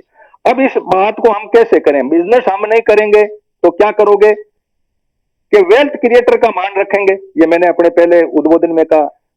वेल्थ क्रिएटर के लिए क्या करेंगे, ईज ऑफ डूइंग बिजनेस का रेड कारपोरेट का फंडा साइड में करेंगे, फेसलेस जो सिस्टम है उसको लाएंगे ये करने के, यानी इनको खुली छूट देंगे अपना इकोनॉमी कंट्रोल करने के लिए। फिर क्या होगा कि फिर ये लोग रोजगार देंगे। ये खुले संसद के शब्द हैं, मैंने 20 डायरियां भरी है मैंने, ये प्रधानमंत्री के शब्द हैं, सारे लोगों के शब्द हैं। हम आपको रोजगार देने वाले बनाना चाह रहे हैं। अब इस बात पे समझना, एक तरफ तो आप वेल्थ क्रिएटर को कह रहे हो कि आप कैपिटल के पैसे ले जाओ और इनको रोजगार दो, रोजगार क्रिएटर बनाना चाह रहे हैं। अब रोजगार क्रिएटर रोजगार का कैसे जो है वो आदमी पैदा करेगा, कि कैसे होगा कि स्टार्टअप करिए, स्किल इंडिया, ये शब्दों का जाल जो आपने पहली लाइन बोली ना, वहीं से मैं शुरू कर रहा हूं। इस शब्दों के जाल में इन्होंने स्किल अप, इनको स्किल करेंगे। आपकी डिग्रियां फेल है, 12वीं तक का तो इन्होंने कर दिया ना कि कोई नंबरों की जरूरत नहीं, आपको एडमिशन लेना है तो एक टेस्ट करो। तो अब स्थिति यहां आके ठहर गई, तो हम इस देश के अंदर, हम आखिर कोई बहुत बड़े तो ऐसे तो है नहीं जो हमारे पास में कोई क्रांति का जादू हो जाए। जो ढांचा बदला हमारे देखते देखते बदला, और मैंने संसद की एक एक लाइन सुनी और उसमें मुझे बड़ा दर्द भी था, एक एक लाइन मैंने अंडरलाइन भी की। और जब मैं कहीं जाता हूं तो वहां का मोब इस लेवल का होता नहीं है, वो बात पता पाता कि डिजिटल इंडिया, डिजिटल करेंसी, इस मेटा के टाइम, और ये जब हवाई किले वहां बनते हैं संसद में, और उसके अंदर हम लोग जो है इसकी बातों के अंदर आकर के ये कर रहे हैं, खुली छूट है कि जो सीकर जो है, जो क्रिएटर जो है, वो किस तरह से होगा दिया जाएगा। तो 50,000 का मुद्रा लोन ले लीजिए और आप किसी को जॉब दे दीजिए। 50,000 में तो जॉब कौन से देने की बात है। फिर आप कोई स्टार्टअप करिए। अब स्टार्टअप के मामले में मैं अगले सेशन में एक जंगू साहब है, उनसे मेरी बात हो रही है। मैंने कहा भाई एक बार हमें बता दो, मेरे भारत के युवाओं को स्टार्टअप में किस जगह कैसे फिट करूं। वो बहुत बड़े लोन बांटते हैं, एक ग्रुप में मुझे जुड़े थे, तो मैंने कहा आप अपने इस तरह से तैयारी रखेंगे, मेरे देश का यूथ, आपने बहुत बड़ी बात कही कि हम इनसे भिखारी की तरह क्यों मांगे, लेकिन इन्होंने तो कह दिया कि तुम दो, हम तो राज करेंगे। अब इस राज करे के मामले में हमारे पास दारू की छड़ी भी नहीं है, हम इनको हटा पाए। हटा यूं नहीं पाए कि बड़े बड़े ग्रुप इधर उधर बंटते हैं। कोई आम आदमी पार्टी से अटैच हो जाएगा, कोई आदमी अपना ही झंडा लेकर के चला देगा, क्यों वोटों की राजनीति है। वो इस बड़े लेवल पे नहीं सोच पा रहे हैं, अपना ईगो सेटिस्फेक्शन के अंदर, आपने कहा ना बुद्धिजीवी वाली, वो बहुत फैक्ट बात है। हमें बहुत उस लेवल तक पहुंचना पड़ेगा कि एक बार जो ये माइंडसेट रखता है कि हम लोग वेल्थ क्रिएटर को पनपाएंगे, उनको एक बार करे बिना हमारा दूसरा फंडा ही शुरू नहीं होता। तो इसके मायने में हम क्या सोच सकते हैं, ने कह दिया कि हम यार डिस्ट्रिक्ट चेंज कर लेंगे, हमारा मेजरमेंट यदि होगा, लेकिन कोई मानने को तैयार नहीं, क्योंकि पैसा चलता है, जेब में पैसा है तो मार्केट में सब कुछ आपका है। यदि पैसा आपके पास में है तो सारे खिलौने वाली बात है कि आपके पास में है, सारी दुनिया आपकी मुट्ठी में है। बदलना भी बहुत टेढ़ा काम है, आंदोलन करना भी बहुत टेढ़ा काम है। आप तो बहुत बड़े ग्रुप से जुड़े हो, घनश्याम जी भी काफी एक ऐसे एनर्जेटिक और इंटेलिजेंट ग्रुप से जुड़े हुए हैं। मैं कैसे ऐसे लोगों के साथ ही इंटरेक्ट करता हूं, लेकिन मुझे बड़ा एक दुख पैदा होता है कि हम कहां से शुरू करें, चिनगारी कहां लगाएं, किस जगह से शुरू करें। उसकी चिनगारी की चाबी तो जो राजनीति है उसके अंदर हम एक नहीं होते, एक मंच पे आते ही नहीं। इसी सत्ता का एक मुखड़ा चेंज करें, क्योंकि राज्यों की सत्ताएं बदलना कोई मायने नहीं रखता। इसलिए मैं राज्य की राजनीति में बहुत कम इंटरेस्ट लेता हूं। सेंटर की राजनीति का मैं एक एक अक्ष जो है वो पढ़ता हूं, और एक एक लाइन और इसकी नीतियां पढ़ता हूं। तो मुझे यूं लगता है कि देश बिल्कुल ढांचे में अलग पटरी से उतर चुका है, और वो बिल्कुल ही गति शक्ति, आपके एनवायरमेंट सब आउट, सोशल इंपैक्ट सब आउट, या आपकी हड़तालें नारे सब फेल, के पास नहीं। सोशल मीडिया का कंसेप्ट ये है कि आप मेरे को पसंद कर रहे हो, लाइक का निशान दबा दिया तो मेरी पोस्ट आएगी, आपकी दूसरी पोस्ट ही नहीं आएगी। तो भक्तों का भक्तों के साथ हो गया, हमारा अपने साथ हो गया। आप जिस ग्रुप से जुड़े हुए उस ग्रुप की चारों ओर सर्कुलेट होती है। तो ये सर्कुलेशन सिस्टम ही इन्होंने सोशल मीडिया में भी इन्होंने पकड़ कर ली। मुजफ्फरनगर गया था तो वहां एक वक्ता ने कहा था कि जिस सोशल मीडिया को हम ढोए रख रहे हैं ना, वो आपस में ही शेयर कर रहे हैं बातें। क्यों? वहां ऐसा एक आर्टिफिशियल इंटेलिजेंस का फंडा है क्या आपने किसी पोस्ट को लाइक किया तो उस टाइप की पोस्ट है आपके पास आएगी, बाकी नहीं आएगी आपके पास में। दूसरी दुनिया आपको नहीं दिखेगी, तो फिर कौन सी दुनिया देखें? कोई चश्मा ही नहीं रहा। हम उस चीज पे नहीं देख पा रहे हैं कि जो दुनिया इलेक्ट्रॉनिक उसकी मुट्ठी में, सोशल मीडिया एक हो गया, आपके 5,000 मित्र हैं तो उनके आसपास घूम गया, आपने जो पोस्ट लाइक की वो पोस्ट आपके पास आ गई, उससे क्या मिला? आप खुश हो गए कि अच्छा मेरी पोस्ट लाइक हुई, लेकिन उस पोस्ट का प्रचार तो नहीं हुआ ना, आपने जो बात कही वो प्रचार तो नहीं हुआ। तो हम कौन से रास्ते से, कोई ऐसा मीडिया, कोई ऐसा, या तो हम सड़कों पे निकल लें, इस एंड से इस एंड तक वो 2 4 5 ग्रुप इकट्ठे हों जो ये चिंतन रखते हो कि हमें इस देश को कुछ अलग बोल, ये सिर्फ राजनीति करें, किसान आके सड़कों पे बैठ के चले गए, वहां नहीं। किसान आंदोलन जब फ्लॉप हुआ, मैं इसको फ्लॉप ही मानूंगा, हुआ तो मुझे लगता है कि लड़ाई की चिंगारी चाबी घुमाए कहां से? जब ये माइंडसेट बदलने की बात, ये इतनी युद्ध लड़ने की बात, ये सरकारी नौकरियां क्रिएट कराने की बात कहां से पैदा करें? तो इस पे कोई आप अपना 2 मिनट में अपनी बात को रखें, फिर मैं आगे बढ़ता हूं। सर, अभी जमीनी स्तर पर जैसे हमने काम किया ना, तो लोगों में एक अवेयरनेस तो आई कि हमें हमारे अधिकारों के लिए और संगठित होना चाहिए, और संगठित होकर के हमें एक संगठित शक्ति का निर्माण करके ही हम इन ताकतवर, इन्होंने तो सर अपनी भाषा में जो कहवा ना कि भारत को गड़प तो पकड़ रखो है। तो इस हालात से निजात पाने के लिए जब तक अपन गांव में जा करके, क्योंकि हमारा जो वास्तविक जो भारत है वो गांव में है, और गांव के व्यक्ति को कुछ भी नहीं पता है, उसको सिर्फ इतना पता है कि बस मेरे को मेरे बच्चों को रोटियां देनी है, इनकी ब्याह शादियां करनी है, और जैसे तैसे करके इनको रोजगार मिल जाए। तो सर, सोशल मीडिया को माध्यम बना करके और गांवों के लोगों में, और संभवतः वहां पर फिजिकल उपस्थिति भी देनी पड़े तो वो भी हमें देनी चाहिए। और एक जो मेरे जा रहे है कि हमें हमारी जो उत्पादन है, उस उत्पादन को हमें इस प्रकार से गांवों का ही अंदर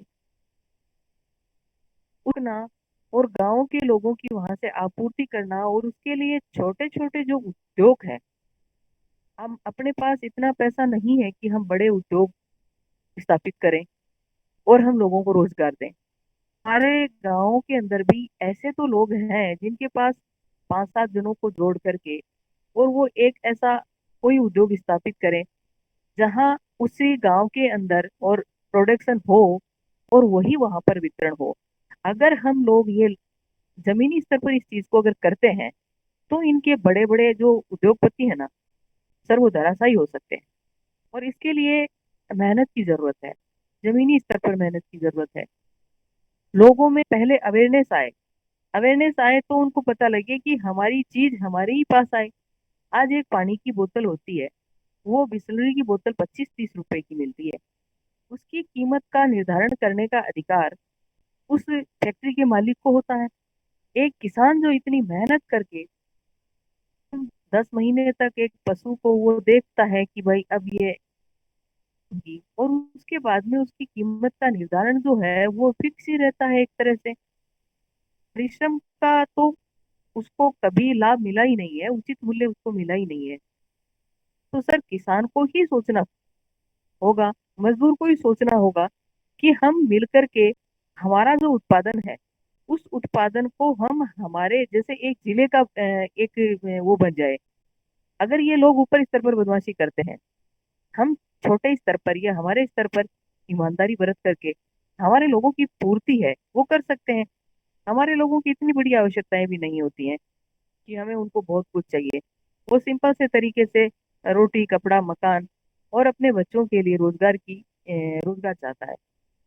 और ये सर, अगर इस पर अच्छे से विचार मंथन किया जाए तो ये हो सकता है, और इससे फिर इस सरकारों को झुकाया जा सकता है। मुझे नहीं लगता कि अपन आज के इस समय में जहां पर चापलूसों का, हमारे ही समाज, इनके पास से ताकत कहाँ है? इनके पास जन समूह ही नहीं है। अभी सर ने बताया था कि वास्तविक पूंजी है वो क्या है? प्राकृतिक और मानवीय संसाधन वास्तविक पूंजी है। इन लोगों ने हमें इस वास्तविक पूंजी से कभी, इन्होंने तो सिर्फ धन दौलत पैसा सोना चांदी सारी इन चीजों को इन्होंने संपत्ति बना दिया। तो हम लोगों को इस वास्तविक पूंजी जो तो हमारे पास है, जमीन हमारे पास है, मेहनत हमारे पास है, मानवीय वो हमारी है, तो उस शक्ति का हम अगर सही उपयोग करते हैं तो बिना किसी झगड़े के, बिना किसी आंदोलन के हम इनको जमीन पे ला सकते हैं। ऐसा मेरा मानना है सर। चलो, बहुत बहुत धन्यवाद माया जी, आपने एक बात रखी। और घनश्याम जी से मेरा रहेगा कि आप एक कोर मीटिंग करें। जो कोऑपरेटिव कंसेप्ट चाह रहा हूं, मैं चाह रहा हूं कि ये वक्त आ चुका है कि हम थोड़े बहुत मनमुटाव एक दूसरे के मानते हैं, लेकिन टारगेट एक है। इसलिए ये जो भी ग्रुप अलग अलग बिखराव में अपना अपना चिंतन रख रहे हैं, वीरेश जी के पास जाऊं उसके पहले मैं अपनी बात रख दूं कि हम छोटे छोटे जगह अपना अपना अलग जगह के जो बैठे लोग हैं वो एक जगह आए और एक बात को करके उस पॉइंट तक आगे बढ़े, तो शायद हो सकता हो कि हम कई बातों को सफलता हम ले पाएंगे। ऐसा माया जी का सोच है, मेरा भी है कि हम ऐसे कई ग्रुप हैं जो अपने एक लेवल पे सोचते हैं। हो सकता है कुछ हमारे बीच में मामूली थोड़ी सी एक मामूली एक लाइन हो सकती है जिसको हम और उसको बड़ा कोर एरिया बना सकते हैं। अलग अलग छोटे छोटे एरिया में बंटे हुए लोग बैठे हैं, चिंतन एक दिशा में है और मैक्सिमम है 12% लोगों ने ही इस सरकार को चुना है।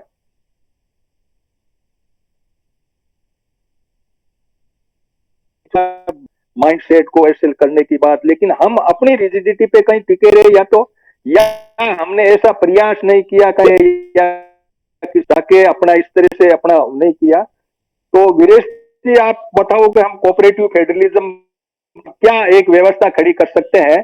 दिल्ली से आने के बाद में हम ऐसा एक कोर ग्रुप सेटअप खड़ा करें किसी जगह, राजस्थान में, जोधपुर में, जयपुर में, और ग्रुप को हम अटैच करें कि भाई आप अपनी बात को ये ढांचा तो ये है, इस ढांचे में इन्होंने जो बदला है वो है कि टोटल रोजगार एंटी हो गया, टोटल उधर कॉर्पोरेट के ओरिएंटेड हो गया। हाँ, तो पहले भी दुनिया भी उधर बढ़ रही है, लेकिन हमें कुछ ऐसा उसमें से हासिल करना है जो प्रो नेचर हो जाए, शक्ति बच जाए, तो कुछ हमें प्रो ह्यूमन हो जाए। ऐसा हमें सोच बढ़ाने की जरूरत है। तो वीरेश जी अपनी बात रखो। हर बार की तरह बहुत शानदार डिबेट आज भी रही है और बहुत अच्छा विषय चुना गया है हनुमान राम जी। सवाल ये है कि इतनी शानदार जानकारी और इतनी यथार्थ की जानकारी लेकर के इसका मंच कौन सा हो जहां इसका डिस्कशन हो, ये एक सबसे बड़ा सवाल। आपने भी इसको उठाया है। आज के लिए माया जी हमारे बीच में है। माया जी को मैंने जयपुर में भी सुना और जगह भी सुनता रहता हूँ, उनकी वीडियो सुनता हूँ। इनको एक बहुत बड़े ग्रुप को ये रिप्रेजेंट करती हैं, बहुत बड़ा ग्रुप है और बड़ा प्रभावी ग्रुप है, जिसके लिए कम से कम सारा कुछ राजनीति, अगर मैं कहूँ कि एक फोकस रहा है उस वर्ग के लिए, तमाम राजनीति का, चाहे वो कांग्रेस रही या उसके अलावा दूसरे छोटे छोटे वर्ग रहे हैं, मायावती भी रही, दूसरे लोग रहे, उसी वर्ग को रिप्रेजेंट करते हुए ये आई है। और वो एक है, उसको हम अल्पसंख्यक समाज भले ही सोचते हो, लेकिन वो निसंदेह बहुसंख्यक समाज है, करना है। आज जो पॉलिसी जिस तरह की रही है, अमेरिकन पैटर्न जो लेकर के आई है, जिस तरह से वो चलना चाह रही है ये सरकार, उसका हम भले ये सोचे कि वो एक्सप्लोजन की तरफ बढ़ रहे हैं, श्रीलंका जैसी स्थिति होनी है, लेकिन यहाँ कभी इस तरह की स्थिति नहीं होगी, क्योंकि उन्होंने बहुत दूर तक सोच करके रखा है, चीजों को मैनेज करके रखा है। यानी अमेरिका में जिस प्रकार से मोर देन 50% पॉपुलेशन, उसको बोलने की जरूरत ही नहीं है, उसकी घर बैठे उसकी सारी इच्छाएं पूरी होती है, उसको आवास दिया गया है, उसको बाकायदा फंड्स मिलते हैं इन्वेस्ट करने के लिए, उसको राशन मिलता है। यानी वो बोलने की स्थिति में बिल्कुल नहीं रहती है, बिना करे उसको राशन मिलता है, तो इसलिए उसको केवल वोट का अधिकार है, वोट देती है और उसके आधार पे वहां राजनीति जो है वो सरसब्ज होती है। ये सरकार बहुत सोच करके ये संगठन यहाँ पैदा करने जा रहा है, पैदा कर रहा है, और वो करीब करीब अपने उसमें कामयाब भी हो चुका है। जैसा आपने पूरा पैटर्न आज हमें बताया कि किस किस तरीके से किस किस मोर्चे पे इन्होंने मोर्चाबंदी की है, कैसे कैसे इन्होंने आर्थिक तंत्र को, किस तरीके से उन्होंने प्राकृतिक तंत्रों को अपने कब्जे में किया है, और करके सुनियोजित आगे बढ़ रहे हैं 3-4 असेंबलीज को लेकर के, इसके खिलाफ राजनीतिक जागृति होना बहुत जरूरी थी। वो राजनीतिक जागृति मैं किसी भी वर्ग में नहीं देखता हूं, चाहे वो कोई भी दल हो, मैं किसी का नाम यहाँ लूं, कोई भी दल, उस दल के नेता बिल्कुल भी इन चीजों से अवेयर नहीं है जितना ज्यादा हमारे हनुमान राम जी ने आज हमें बताया, और उन्होंने बार बार हर मीटिंग में वो बताते रहते हैं, उतनी जानकारी किसी भी दल के राजनेता को, मुखिया को आज नहीं है जो विपक्ष में है, जो विपक्ष की राजनीति करते हैं। केवल वहां तक सीमित है कि किस प्रकार वर्तमान तंत्र को निष्प्रभावी करके अपना तंत्र कायम किया जाए और सत्ता हासिल की जाए। के बाद उनका एजेंडा क्या होगा, वो किस तरीके से सुधार करेंगे, अगर उनसे उनका मैनिफेस्टो जानना चाहें, उनका एजेंडा जानना चाहें, तो उनके एजेंडे में 0 चीजें आपको मिलेगी। मसलन के पंचायत राज को ही ले, पंचायत राज एकमात्र विकल्प है इस व्यवस्था का, जिस व्यवस्था की तरफ आज बढ़ रहा है कॉर्पोरेट को लेकर के ये सिस्टम, उसका एकमात्र विकल्प है पंचायती राज व्यवस्था। और पंचायती राज व्यवस्था को लेकर के कोई भी दल आज भारतवर्ष में सक्रिय नहीं है, न कोई सामाजिक संगठन सक्रिय है, न कोई दल सक्रिय है। एक इस पर चर्चा करते हैं गाय बगाए, हम जैसे लोग 2-4 हैं जो आगे बढ़ते हैं, लेकिन इसका एकमात्र विकल्प है भी वही, जहां गांवों को सशक्त करने की बात है, शहरी जनता को सशक्त करने की बात है, जो छोटी जनता है, और जो तंत्र है, आर्थिक तंत्र जो वर्तमान में सक्रिय है, इस तंत्र को काबू में करने की बात है, खत्म करने की नहीं, काबू में रखने की बात। हम नहीं कहते इस बात को कि भाई ये तंत्र आगे नहीं बढ़ना चाहिए, इसके बिना कम से कम हम ग्लोबल चीजों को चैलेंज नहीं दे सकते। अगर हमें ग्लोबल चीजों को चुनौती देनी है तो इस वर्ग को भी सक्रिय रखना है, लेकिन एक कंट्रोल के साथ, एक चाबुक इसके ऊपर होना चाहिए, एक लगाम होनी चाहिए। वो लगाम बिल्कुल ढीली छोड़ करके सारा कुछ उसके हाथ में दे करके अगर आप चाहो तो हो जाएगा। हाँ, वो भिखारियों की जमात जरूर पैदा कर सकते हैं, जैसे कि एक श्रम विहीन मजदूर, श्रम बिना के मजदूर जैसे मनरेगा के अंतर्गत पैदा किया है दोनों ही पार्टियों ने, दोनों ही तरह की विचारधाराओं ने। मनरेगा का अर्थ है, जैसा कि माया जी ने अभी बताया, कि श्रम विहीन मजदूर पैदा होंगे। श्रम विहीन वो मजदूर तो होंगे, उनके कार्ड बनेंगे, वो सारे लाभ लेंगे जो जरूरी है, आवास भी लेंगे, सब कुछ लेंगे, लेकिन वो बिना श्रम के लेंगे। और श्रम जो है वो मैकेनिकल होगा, मैकेनाइज्ड मशीन्स आएंगी, वो खेती भी करेंगी मेगा मशीन, वो प्रोसेस भी करेंगी फूड को, वो कंस्ट्रक्शन फील्ड में भी रहेंगी, वहां कंस्ट्रक्शन करेंगी, जैसा कि आज हम देखते हैं। आपने अभी कहा पीएफ की बात कही है, छोटा, जैसे हमारी भी एक एजेंसी है, हमारी भी, हम भी एक एमएसएमई कंपनी है छोटी सी।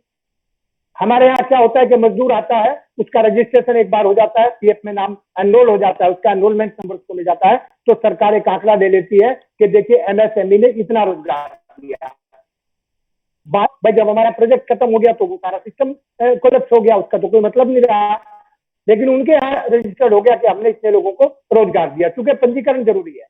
अगर हम चाहे कि हमारे पेमेंट हो जाए पीएफ के बिना, तो हमें मजदूरों की पूरी सूची देनी होगी, कितने मजदूर, कितने एम्प्लॉय हमने जो है रखे हैं यहाँ, उनका कितना पीएफ हमने दिया, बकायदा रिकॉर्ड होता है। लेकिन उसके बाद क्या होता है मजदूरों का, कोई किसी को कोई परवाह नहीं है।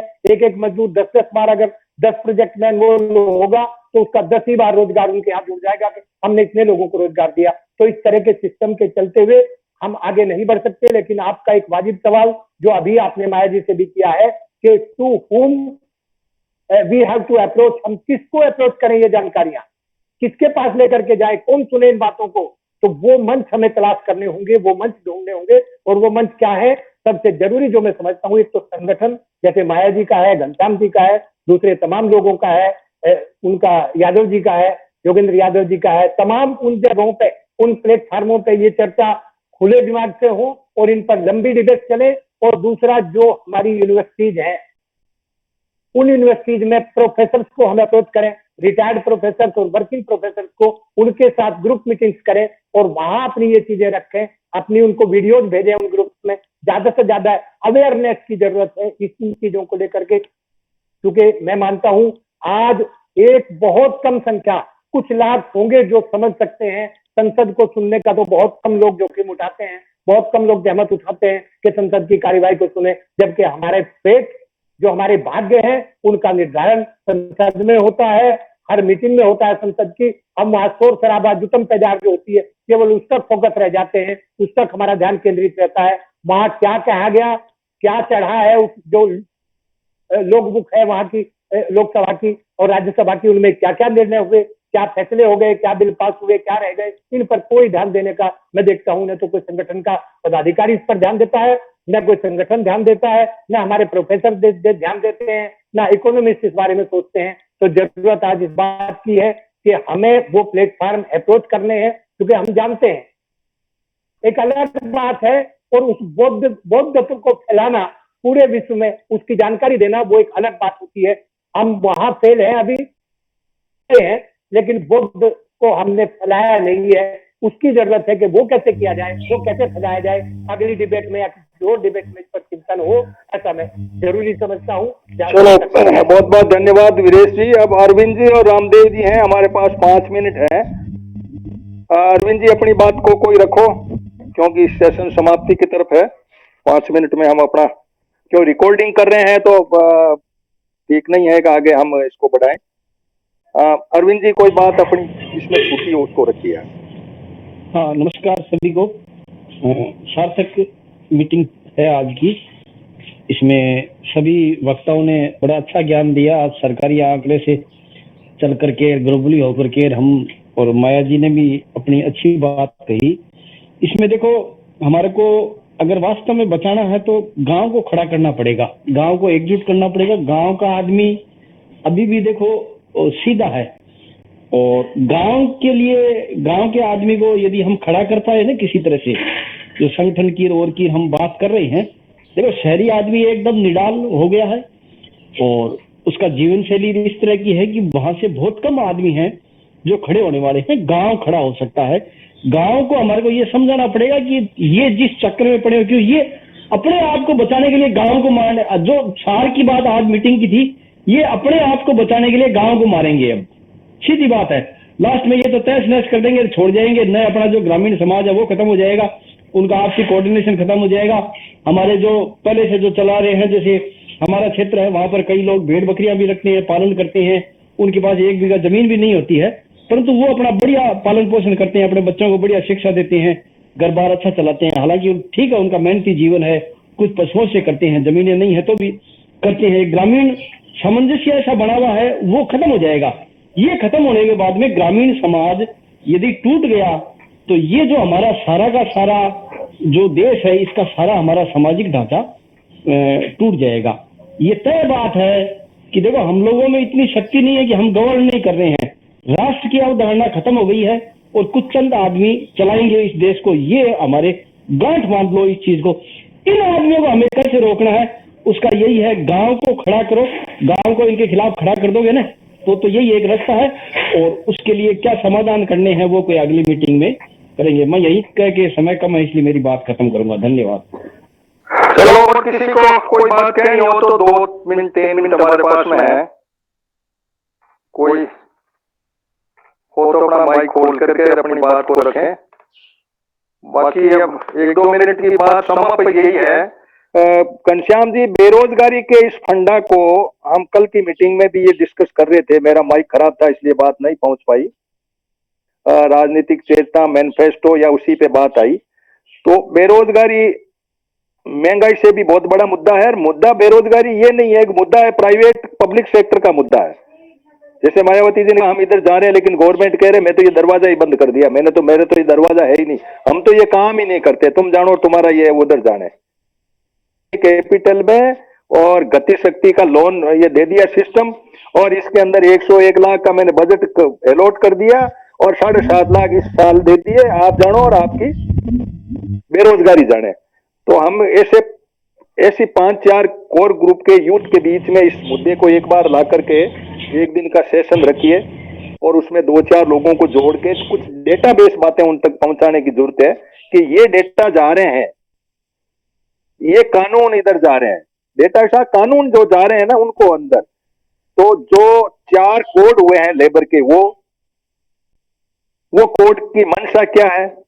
इनफॉर्मल सेक्टर और फॉर्मल सेक्टर। तो फॉर्मल तो खत्म करने की कहानी पैदा कर दी इन्होंने। अब ये किस तरीके से इस गति शक्ति में रोजगार देंगे? व्हाट मीन बाय रोजगार? Decent work and work, there is 2 theme. Work होना चाहिए लेकिन डिसेंट वर्क होना चाहिए।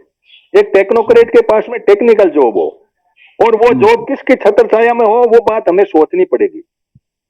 ये एक कुछ ऐसा सेमिनार का कोई बना करके और हम आगे बढ़े, तो ये मैं सोच रहा हूँ कि आपस में कोड करके और इसे एक और मीटिंग बनाई जाए। और ठीक है, बेरोजगारी, ठीक है। बिल्कुल, बेरोजगारी का इश्यू बहुत इसमें देखो, मैं बताऊं, एक बहुत ही गौर करने वाली बात है, कोई भी राष्ट्रीय पार्टी या क्षेत्रीय पार्टी ये नहीं करी है कि ये जो कर रहे हैं ये सरकार, ये सब कॉर्पोरेट को दे रहे हैं, ये नहीं होना चाहिए। एक भी पार्टी नहीं करी है। कांग्रेस है वो बात कर रही है कि ये सब संविधान बदलना चाहिए, ये होना चाहिए, हम बहुत चिंता में है, परंतु वो एक भी शब्द नहीं है उनके पास में, कोई ऐसा रोड मैप नहीं है कि कॉर्पोरेट को दे दिया, उसको वापस किस तरह से लाया जाए। तो ये बात है, इस चीज को गौर करने वाली बात है ये। चलो, और किसी के बात में कोई, माया जी आपको समाप्त पे कोई लाइन जोड़नी हो तो, वरना मैं क्लोज करना चाह रहा हूँ मीटिंग। सेशन रिकॉर्डेड है। बात तो सर यही है कि जिस देश में विपक्ष नहीं होता है ना, उस देश की यही हालात होते हैं। कोई भी देश जब किसी देश पे रूल, कोई भी विचारधारा जब किसी देश पे रूल करती है, तो वो विपक्ष अपना बनाती है। अपनी देखने की नजर में हमारे यहाँ पर विपक्ष है, लेकिन ये एक ही व्यक्ति के दो हाथ हैं। अब वो चाहे दाहिने हाथ से खाना खाए, वो चाहे बाएं हाथ, जीवने हाथ से खाना खाए, दाएं से खाए चाहे बाएं से खाए, पेट तो उसी आदमी का भरना है। और ये साबित हो गया है कि आज हमारा पूरा जो देश है, वो पूरा का पूरा देश इन लोगों की मुट्ठी में हो गया है। तो ये अकेली बीजेपी ने थोड़ी किया सर, कांग्रेस ने बहुत अच्छी नींव रखी है इसकी। बिल्कुल, वो बात तो सही है। हाँ, मेन और बात उन्होंने यह है, देखो, मेन बात माया जी माइंडसेट की बात है। मोटी सी बात है कि जैसे घनश्याम जी ने मुद्दा उठाया ना, हमारा माइंडसेट कॉर्पोरेट, हमारा करेंसी का है। हम से पिछले एमपी का चुनाव लड़ने के बाद में लगभग 1 साल नहीं मानो, मैंने इस संसद की एक एक कार्रवाई, एक एक लाइन सुनी, एक एक जगह लिखी, और उस पे मैंने ये सेशन हर हफ्ता किया। ये कि 10 आदमी से ज्यादा जुड़े नहीं। एक्चुअली क्या है कि लोग काउंटर, पंचायत दिया, पंचायतों में था तब मैं पार्लियामेंट ही देना था, लेकिन मैंने कहा कहीं किसी जमेले में नहीं फंसे। उसके अंदर मेरा थीम ये था कि हम शेडो गवर्नमेंट की तरह काम करें, शेडो कैबिनेट की तरह काम करें, इनकी एक एक चीज की हम इसमें संसद के डेटा ला करके बखियां दे रहे। लेकिन अब हमारे पास में सीमित साधन, इनके पास में बहुत बड़े साधन, मीडिया, इनका सारी बातें हमारे सामने है। लेकिन जो हौसला आपने बढ़ाया ना कि हम गाँव में चलेंगे, चाहे कुछ भी हो, ये बातें वहां कहीं करके सोशल मीडिया से फैलाएंगे, तो ऐसा टीम वर्क आप श्याम जी लें और हम इन बातों को बढ़ाएं, तो हो सकता है आंतरिक रूप से सेटिस्फेक्शन मिले। आप सभी के पधारने का बहुत बहुत धन्यवाद। जय हिंद। अगली संडे की मीटिंग को वो 11:22 पे मिलेंगे। ओके, नमस्कार जी, नमस्कार। सभी को नमस्कार। सबका नमस्कार जी, सबका आदर।